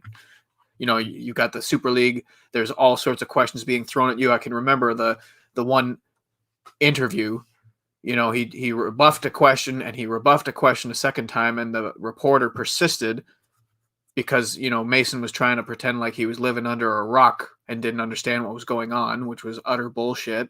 And finally he just he got that deer in the headlights look, and he looked over at the Tottenham PR person, and the PR person took control of the situation and said, you can't ask these questions, basically. Like, he didn't word it like that, but translation, stop asking about the Super League. Yeah, frig's sake. And then the cup final. And look, I was already having issues with his substitutions. If you go back and watch the live watch along on Matty Hayes' channel for that Southampton game, I'm pretty sure I was on that one. Yeah. And I I've already gone off about the substitutions. And then there was the whole Ndombele fight, right? And then there was the cup final. And I was already calling him out on his lineup choice for the cup final. Like, this is, if you go back and look at my tweets and or anything, it's like, is this the worst lineup ever? Right? Winks. Like, What did Winks start the cup final? No, Lo Celso started when Winks came on. Winks came on. Oh man, I'm not going to say that we should have sat here expecting to win against Manchester City. No, but I thought in the game itself that it was doable. No Bale. You know what I mean? I thought that at halftime, the game looked open. Now, would we have won? Who knows, right? It was a 1-0 loss, and it was a late header that off a set piece that got us, right? So, I mean, and taking off. Yeah, see, Lucas Moura for me. Winks starting. My God. With Lucas Moura for Moussa Sissoko in a 0-0 game. Lucas Moura for me, taking him off at the 67th minute is burnt into my brain because I literally lost it on stream. Yeah, I lost it. It's so upsetting, even a month later. A month to the day later. I think that was the one where me and Brian Daigle and everybody came on to Matty Hayes, and I absolutely lost my mind. Lost my mind. And that's when my anti-Ryan Mason, because then what happens against Leeds? Who starts again?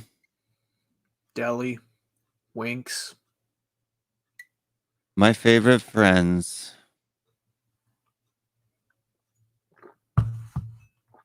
No, Weeks didn't play that match against Leeds. Lo Celso did then, right? Yep. Lo Celso, Delhi.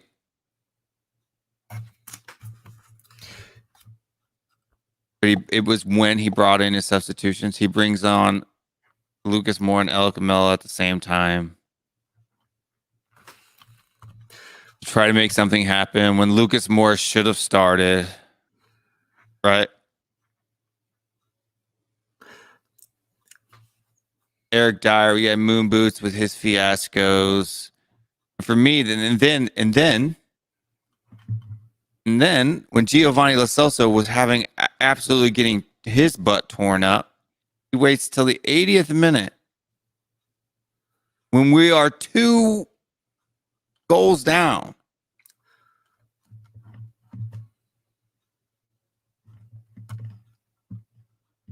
To bring on Ndombele. Right? We are 2-1 at halftime. And he waits to the 80th minute to bring on a sub. For what reason? What are you going to do in 10 minutes? We were still one goal down. We were still 1 goal down at that point. They scored their insurance goal in the 84th minute. Yeah. We were only 1 goal down, and you wait till the 80th minute to make a substitution, which is absolutely ridiculous. When you made your other subs remember in the too, like 61st minute, the 67th question. minute.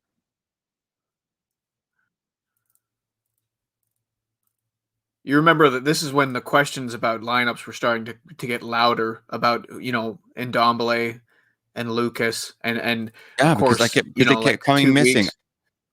It was right after the cup final that I started saying that that he's lost part of the dressing room, or that he's singling out certain players, and it looked like Jose Faithfuls. My point is that you, as a manager, you get asked first question every week is, are there any updates on injuries? And you don't tend to have managers who outright lie about it. Right. So I think there was 2 press conferences where he was asked about that and never made mention that Lucas had been substituted because he had a niggle, and that, Ndombele. Right. And I said that, and that's what people argue with me on like Mason, like even on my tweet today, people were arguing with me with that. And I'm like, He was asked 2 press conferences in a row about Lucas, about injuries, and about Lucas Moura, and he never mentioned a knock in any of them. Then in the Leeds press conference, when he's asked, is he going to play today? Oh, they had a knock. They haven't been in training much that week, and they had a knock. And then you don't see, and then he's asked the next week, any new team news, any injury updates? Ben Davies is the only one that's out, and Doherty's just coming back to training. No mention of Ndombele, no mention of Lucas Moura. And what happened against Aston Villa that next week? He still didn't play. Yeah. No Joe Rodon on the bench ever again. We don't see him on the bench at all, even during. It's so bizarre, like, because West Ham drew Brighton. Or Wolves, rather. We beat Wolves 2-0. Champions League looked like it was pretty much done, but we still, at that point, with 2 games to go, controlled our Europa destiny. You know, yeah, I think that was the time too, and that press already interrupt. But I think Island has a point. Isn't that same week when the club posted that video of Ndombele doing that overhead flick over people in training?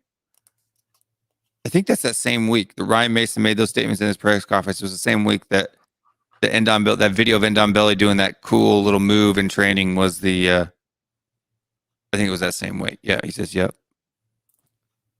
Yeah. Man. And then the Villa game. Again, no Ndombele, no Lucas Moura. The Villa game is just so upsetting on so many different levels for me because, you know, not only did we just not show up as a team, not only did we make mistakes in the lineups, but all the noise around that game leading up to it the weekend before, the protests, the Levy statement that came out that was utter and complete trash, the £60 price ticket, putting the fans up in the upper tiers, sitting them with the gods, people posting photos online of raw burgers, complaining about moldy pies that were probably the ones that were there in the freezer since lockdown, flat beer, old kegs, the lap of honor, like the amount of disrespect that this fan base was shown on that day, not only on the pitch by the players, the entire organization from top to bottom just let the fans down. This was supposed to be an opportunity for Premier League teams to get one last match in where they had fans in the stadium so that they could thank them and show them that they are appreciated and that they are loved. And there was nothing that happened that day that put action from the words that had been spoken by the club and by Daniel Levy leading up to it. It was just a complete disgrace, especially when you're charging far and away the most of any Premier League team, £60 for a single ticket. You can get into a Bayern Munich game for £12. You can buy a season ticket for Bayern Munich for £104. A fucking season ticket. And they took 10,000 people, and I don't care what was going on at the time. They were always going to sell those 10,000 tickets because it's just been such a difficult year for fans of football. It's been a difficult year for everybody. Being away from your loved ones. My mom has not met my 14-month-old daughter. She hasn't met her. And you take the undying, deeply committed love that these fans have for this football club, and you abuse it like that. You completely and utterly abused it. And it was on full display for everybody to see. And that attitude that stems from the very top of the Tottenham Hotspur organization has completely permeated that organization all the way into the players. And that is what we saw on the pitch. People had to sit there and wait.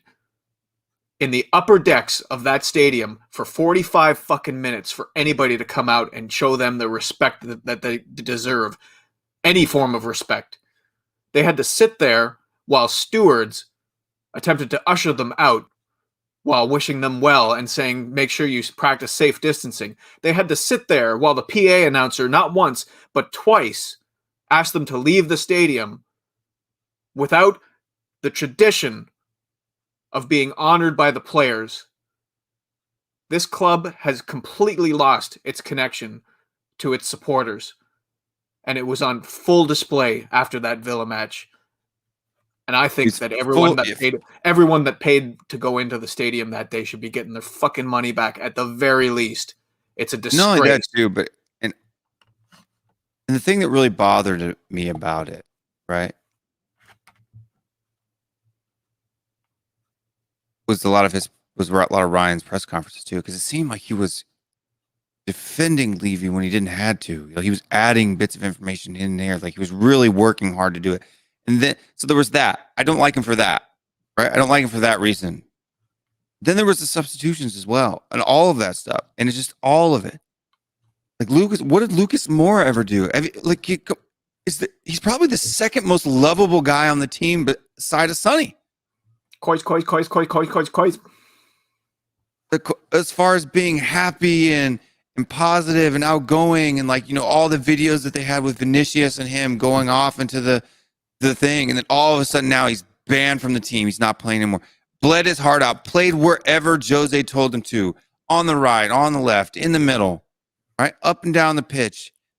Probably had one of his best seasons. Never said boo in the first half of the season when he wasn't getting a sniff on the pitch, right? Yep. This is the state of our squad right now, is that basically, first of all, we can't possibly try and interpret what's going on with the team selection, because there's obviously the team is not being selected in the best interest of winning a football match. 100%. That's what kind of state are we in as a football club when we're not making the very basic decisions to put our players in the best position to win a fucking football match, you know? And what kind of state are we in as a football club when you can look through that 25-man first team roster and you can pick out the players that you like the most based on the fact that they try, right? I said this about Bergwijn in a tweet that got a little bit of legs. I said, you know, like, sure, he hasn't taken his chances this year, but that guy fucking tries, at least on the pitch. And you can't say that about everybody in this squad right now. We don't have players that try. And it's just, there's just so many reasons to be disillusioned with being a Tottenham Hotspur supporter right now. And I certainly hope that the anger of the fans and the supporters has not fallen upon deaf ears, that the outrage at the state of the football club, not just on the pitch, but off it and how it is run, is going to change. It needs to change. Something has to change at this football club, because you are seeing people like Arthur Everett, who's been supporting this club for 65 years, posting a video on YouTube and just being absolutely in tears about the state of this club. That man has lived through the darkest days of this football franchise, of this football club, and he is being reduced to that state. It's just so fucking frustrating. Yeah, no, 10,000%. But all of that is behind us. And then you have the Leicester match where, to be honest with you, it's almost like, because it looked like it was about to die again, like we were about to get our asses handed to us. And he was forced to play who? Lucas Moura. And he came in, it changed the game. And anybody who says otherwise doesn't know anything. This is why people that criticize. I criticize Lucas Moura too. I thought Lucas Moura was overrated. I've said that. And if you go back into my video where I broke down the players in the different positions, you had forwards, you had midfielders, and you had defenders, right? I did that whole series over the first half of the channel. I say that Lucas Moura is not somebody that we want. He's not a right winger. He's horrible playing on the right wing, where he had played most of the time. This was the first time that we've ever seen him play as a number 10. And he did really, really well comparatively to everyone else who had played it. Like, there were flick-ons that he did, like in those games where we had that run spell, where both of Bale's goals, it was either against Palace or Burnley, where the ball comes into Lucas Moura and he kind of does this weird flick over the side of his shoulder with the ball comes over and it falls into Gareth Bale's path. And he also set up the other Bale goal that went out to Son and then came across to Bale. He is far better as a number 10 than as a winger. Because his especially when you're playing teams like Leeds and Villa that press, you need to break that press.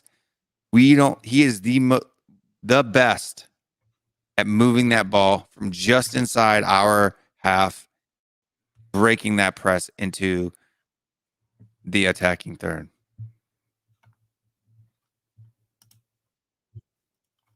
You know, so he played number 10 back in Brazil. Look, I'm telling you, he's way better as a 10.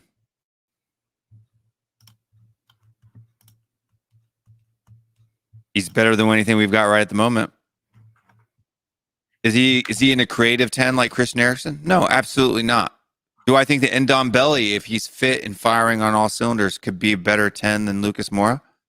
Yeah. But this season, let me ask you this. Especially at that time. Do you think that Ryan Mason was choosing the team? I think there's a lot of people that don't do that. And what I want to know, and we'll get into this. If he's not, then he has no integrity. Because how could you take that job and not be able to actually pick your own team? Like if the coaching staff picked it, right? Like if it's Chris Powell and other people, you know, and Ledley King, and they're all having their input, that's fine, right? That makes sense. But if the orders are coming from Daniel Levy, then you have no integrity. And I disrespect you even more. I guess it's a question that we'll really never know unless Ryan Mason writes a book or Daniel Levy writes a book or somebody that has actual information. But the thing is, I just don't understand. It looked so much like there were motivations on those team selections that were not related to winning football matches, that they were related to player pricing, that they were related to and now that there's like we've got the biggest watch that we've had. Please subscribe to the channel and like the video if you haven't already. We'd really appreciate that. And also, I'm gonna piss you guys off. This statistic, have you seen this now? This is how delusional our fan base is. And I need to find, have you seen that tweet where they're touting win percentages for Ryan Mason, saying he's the most winning manager in Spurs history off the back of 6 fucking matches? This is not worth discussing. I don't want to talk about Ryan Mason ever again. He's not worth it. We're never going to see him. We've seen the backside of him. We don't have to spend any time on Ryan Mason. He's gone. He's gone forever. He will never, ever be Tottenham Hotspur manager. Forget that. It is mental. It is mental what people are saying. It is mental. For someone to even take the time to make that graphic. Do you know how many times on my Twitter feed that has been torted back to me today? 4 out of 6 matches, 66% win percentage. He's the most winning manager we've had. Jose lost to this. You know, Ryan Mason, 2 points per game, and Mourinho 1.6 or 1.53 points per match. After 6, like seriously, you have to be an absolute moron. A moron. Look at me. If you think that taking a sample size of 6 and comparing it to a sample size of over 50 matches is statistically relevant, you're a moron.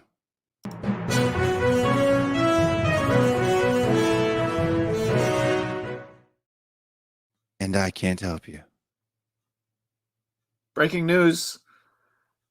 He's not going to be our manager anymore. We don't need to talk we about know him of. anymore. He's we like know of. Voldemort. The more you say his name, the more power he has. You just forget know about of. Ryan Mason. Just erase your memory. Take the little Yeah. Men in Black Look, memory even eraser. Scott disagrees with us a lot on this channel. Scott disagrees with us a lot, and even Scott is willing to admit that bragging about Mason's win percentage in PG is laughable. That's because anybody knows that, like, you probably have to have a single-digit IQ to use that argument. It's not worth dignifying by talking about it. It's not. I'm not even talking one. I am talking. You go look at the tweet and the 200 comments that are on there, replies that are on there, and 75% of the people on there make that argument.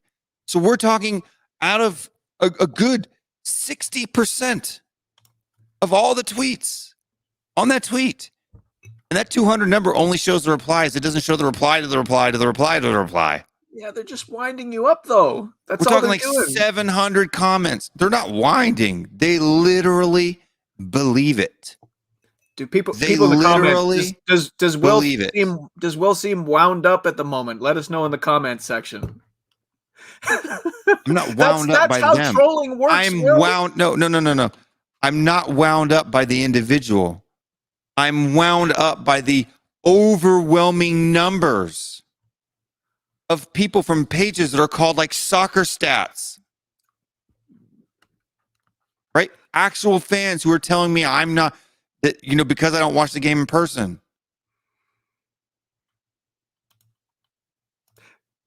No, it's you can't look here. This is the problem with statistics. Now you got me on. No, don't you dare. Stop. That's not how statistics work. It's a sample size. Okay. I'm not saying that because there's 200, because my tweet hasn't been seen by every Spurs fan, right? It doesn't have 180 million impressions. Thank you. Crying out loud.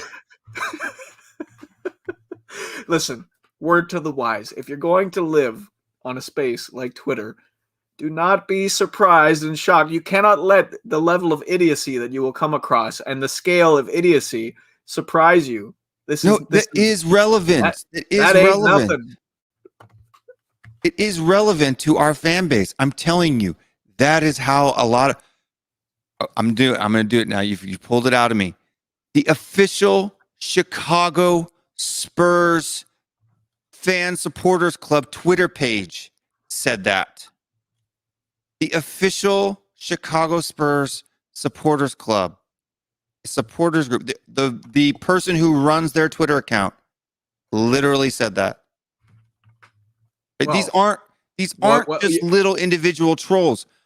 Detroit Spurs. But when said when you're a Jose lover, I'm not a Jose lover.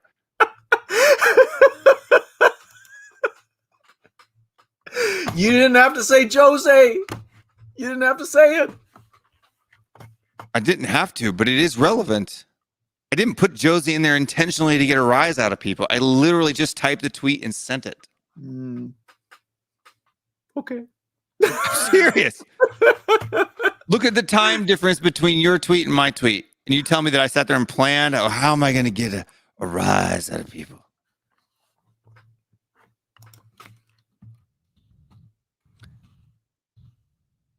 I'm telling you right now, we're talking the official Twitter accounts of official Spurs supporters groups are retweeting my tweet or arguing with me in the comments of it and are saying that thing.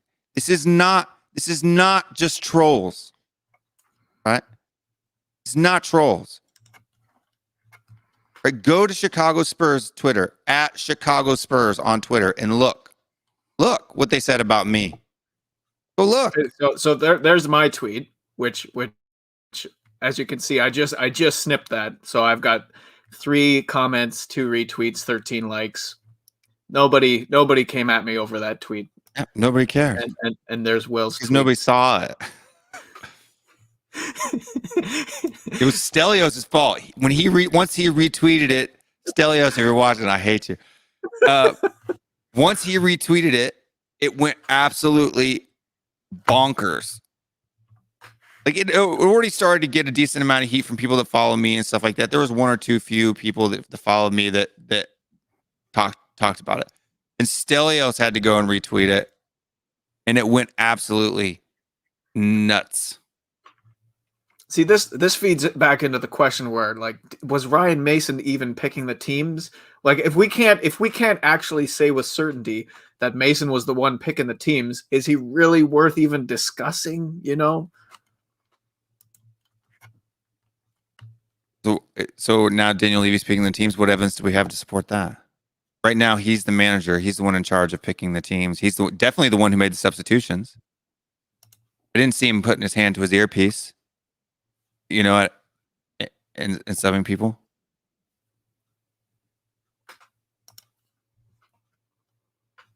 How did I invite the heat? Anyway, the point is, like, Perry, you're being delusional here, mate. This is delusion. Stop taking my comments off. Oh, I'm not. Sorry.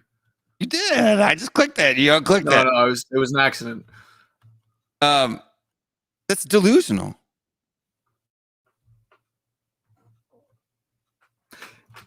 And he's saying, how can you question the team choice? Levy wouldn't pick the team choice. Then Mason is 100% responsible.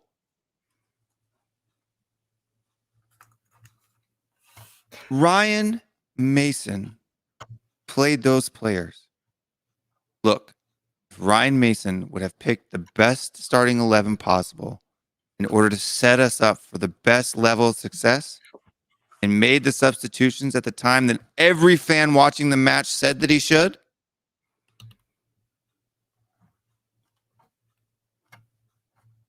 I'm sorry, Perry, but how long you've been a fan doesn't mean that you're not delusional. Delusional means that you have you're not seeing reality for reality. You have this and the fact that you've been a supporter for 50 years can even add to it. Right? I'm not trying to say that you're a bad person. I'm sure you're not. But to say that you can't criticize Ryan Mason because he bleeds Spurs is delusional. That comment in and of itself, saying that you can't criticize a manager's team selection and substitutions because he's Spurs through and through and he bleeds Spurs, that is delusional. No one is above criticism for their actions. No one. You don't get a free pass for the things that you've done or not done. Right? If you make the mistake, you're responsible for it. There's no reason. None.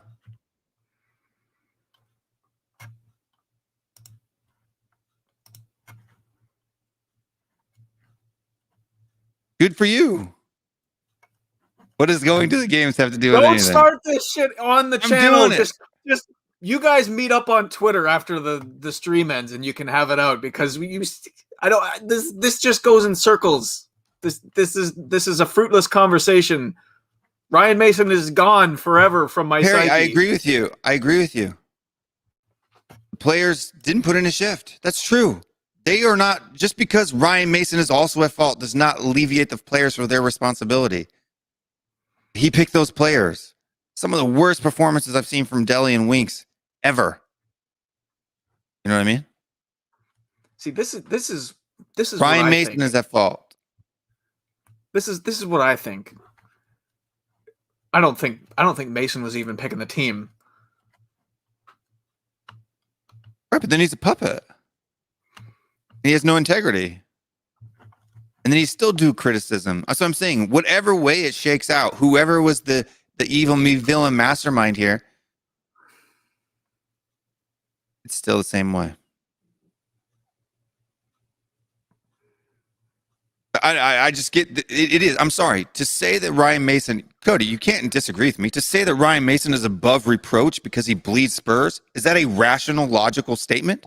I never said that. It's not. So if it's not rational and logical, then what is it? It's delusional. Can you rationally and logically tell me that Ryan Mason is worth discussing? Sure, he was the manager. It happened. I simply made the statement. But if someone's going to come to me and you can't criticize Ryan Mason because he's Spurs through and through. He's the Messiah. I'm gonna call it out because it's illogical. It's illogical. Stats don't lie. Mason won. What are you talking about? Who cares at this stage? I don't care about Ryan Mason. But it bothers me when people, our fan base, do this because what's going to happen? It's the same fans. It's the same fans that are leaving in. It's the same fans that don't want to get rid of the deadwood. Support players like Winks. That's what I'm fighting here. This is a part of that. I know, Todd. It's okay. This is a part of that, Cody. This is related. This is related. Do you not see how it's related? If it's that related, then just direct the energy where it needs to be directed, because right now you're flogging a dead horse. Ryan Mason is no longer a factor. He is a part of the past. There is no sense in arguing with anybody that is going to dig their heels in about it. Right? Until we sign a new manager, because Bob Spurs says that they're going to sign him again. It is the same attitude that says, oh, we got to give Ben Davies a testimonial. It's the same attitude with the fans that say Eric Lamela is a great player at the club and Spurs fans are going to miss him when he goes. When in 5 years, he's had less attacking returns than Son has this season. Right? It's this level, it's this attitude that we have as a fan base that causes the problems that we have. It has no one showing up to protest when they should be. That's what this is. That's why this pisses me off. It has nothing to do with Ryan Mason. I could care less about Ryan Mason. He's just a symptom of the disease. Okay, but did you ever get to the finished product then with these people on Twitter? Did you ever end up? Did it ever end up? Did the conversation ever evolve to the point that you're talking about now? Because if that's where the substance is at the end of the day, then that's fine. But like, how long did it take you to get there? And did you end up convincing them of anything? You know, some people, yes, some. It really depended on how they interacted with me. Because if they interacted with me in a bigoted way, then I just went back at them sarcastically and passive aggressively. Exactly. 100%, Ian. You're right on. Shouldn't have been put in that position. Look, Ryan should have never been appointed. Chris Powell should have been appointed. I think it was people Levy using his age. Levy Masterclass putting Ryan Mason in there. Masterclass, and that's why it pisses me off so bad. This has nothing to do with Ryan Mason as a person. This has to do with Daniel Levy selecting him, specifically knowing that the fan base is going to protect him with every ounce of their being, even if he doesn't deserve it. Even if he comes out and throws the fans under the bus and promotes Daniel Levy, they're going to protect him. Even if he plays the players that Daniel Levy wants and shouldn't be playing in the first place, the fans are going to protect him. Why? Because they're delusional. That's why. If you're protecting... Isn't every second wasted talking about Ryan Mason in any capacity just energy that's wasted that could be directed at the true source of the problem? Because if you can wake somebody up with the facts of Ryan Mason, then maybe they'll see it with Daniel Levy and the other folks. Well, then just start off with that. You don't need to get into the team selection if all you have to say is that, like, my tweet Ryan Mason here is a puppet, Levy is the enemy. Look, before today, my biggest tweet was like 4,000 people had seen it. I don't get on Twitter. You look at my Twitter, dude. It's literally just sharing these videos that we do here. I do not go on Twitter with the intent to garner 150,000 views, which is what it's up to now. And tweets and clickbaits to rile people up. I don't put intentionally provocative content. It's not what I do.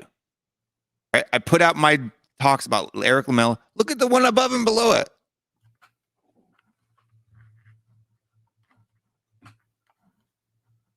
Right? You got the Eric Lamela when Eric Lamela finally leaves the club this summer. And it's, the guy doing a dance. Harry Kane winning the Golden Boot. Stuff about the show. A football club, what a football club is. Our merch, Levy out. Football First, the Supporters Trust, what they do. I don't do clickbait on my Twitter. That wasn't the point of this.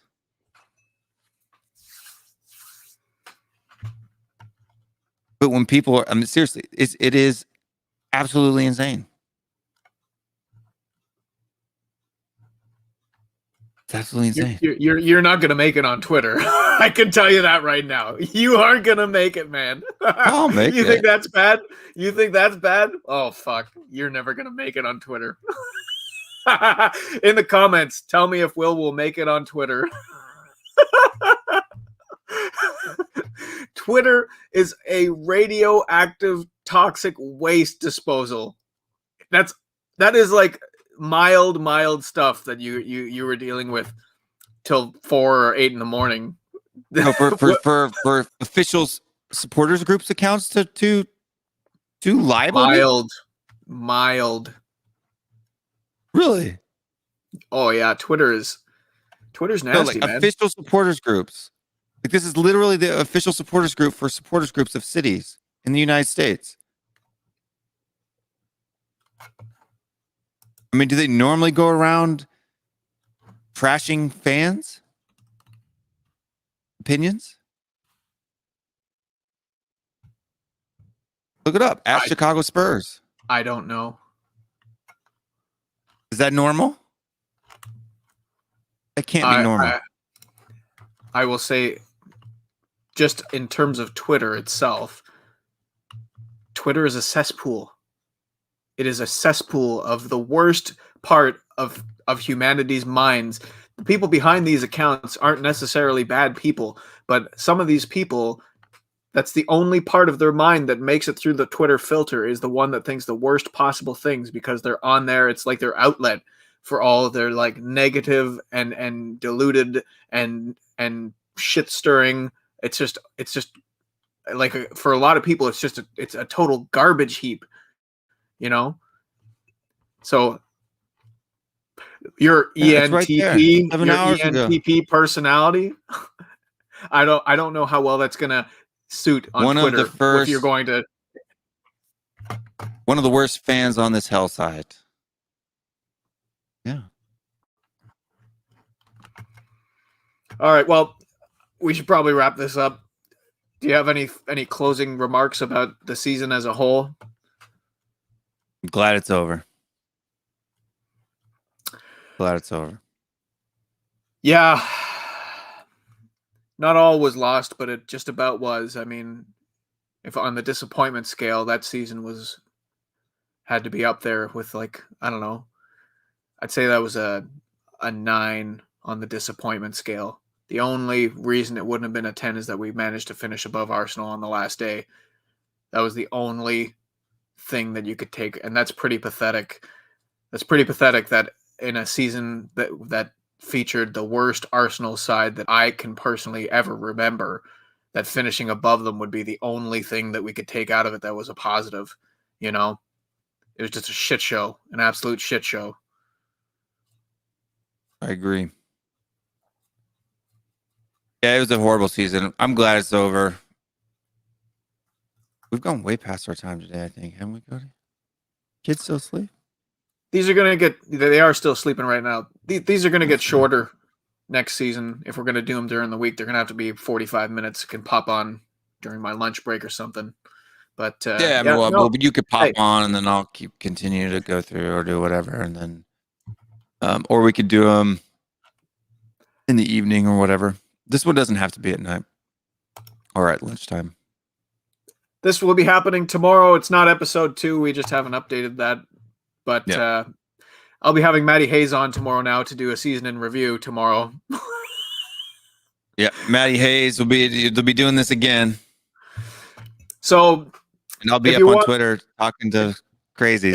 If you want to hear Matty's take on the season, then you can tune in. It'll be 11 a.m. GMT, and we will not discuss Ryan Mason at any kind of length. I can tell you that much.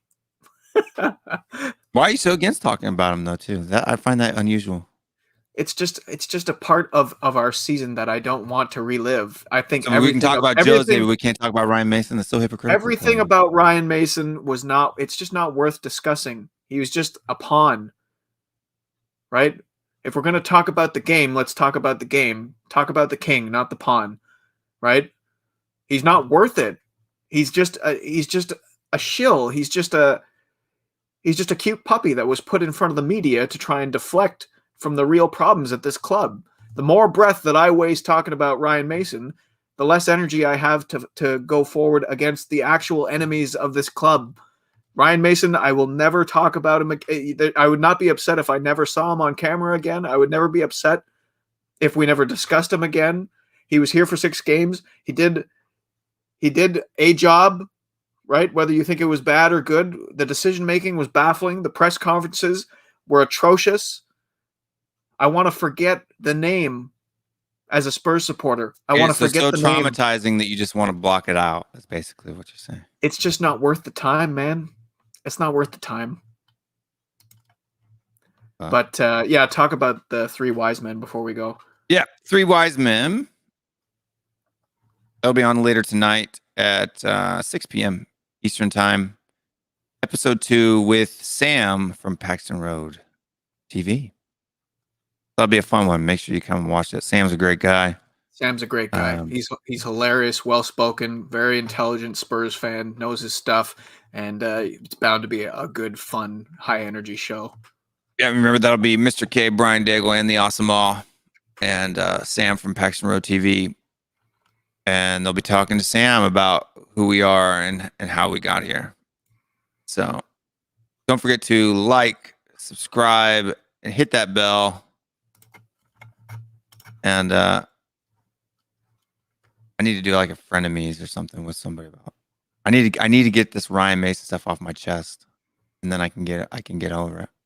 I need to just go into like a ESL or a other type yelling, screaming match. That's what therapy is for, Will. It'll be gone. This is my therapy. You guys are my therapy sessions. What are you talking about? I don't go to a shrink. Yes. Tell me more. Tell me more about that. Take me back to your childhood.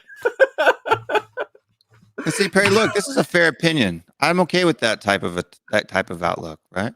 A good insight to U.S. fans' outlook versus UK fans' outlook. I'm cool with that statement, Perry. Big up, Perry, for that statement. Because we welcome discourse here. You have an opinion that you disagree with. That's what I want. That's what this channel is all about. Drop it in the comments. Let's talk about it. But if you think that you're going to throw a comment out there and I'm just going to let it sit out there in the ether because we don't want to talk about it. That's not me, dude. I can't do that. You're subscribed to the wrong place. I'm going to hit it. I'm going to hit them all. But then I'll be nice about it, though. I'm not an unreasonable person. I'm not. I don't attack people. 200 replies and look at me once ever insulting someone on there. Not once. Did you want to? Yes. Many times over. Many times over. Will's got a lot of feelings right now, everybody. But I never did. What does Pitcher 58 have to say? He's being protected because of the trash waste career. Boo-hoo. Okay. Time to end the show now. I'm serious. What does A have to do with everybody. B? That is so irrational everybody. and illogical. It's not even This funny. has been the Bald and Bearded Tottenham Boys show. Like, subscribe. We'll see you next time. Stay strong. Stay Spurs. Cody, roll that outro. See you later, everybody. 1, 2, 3, 4. Let's go now.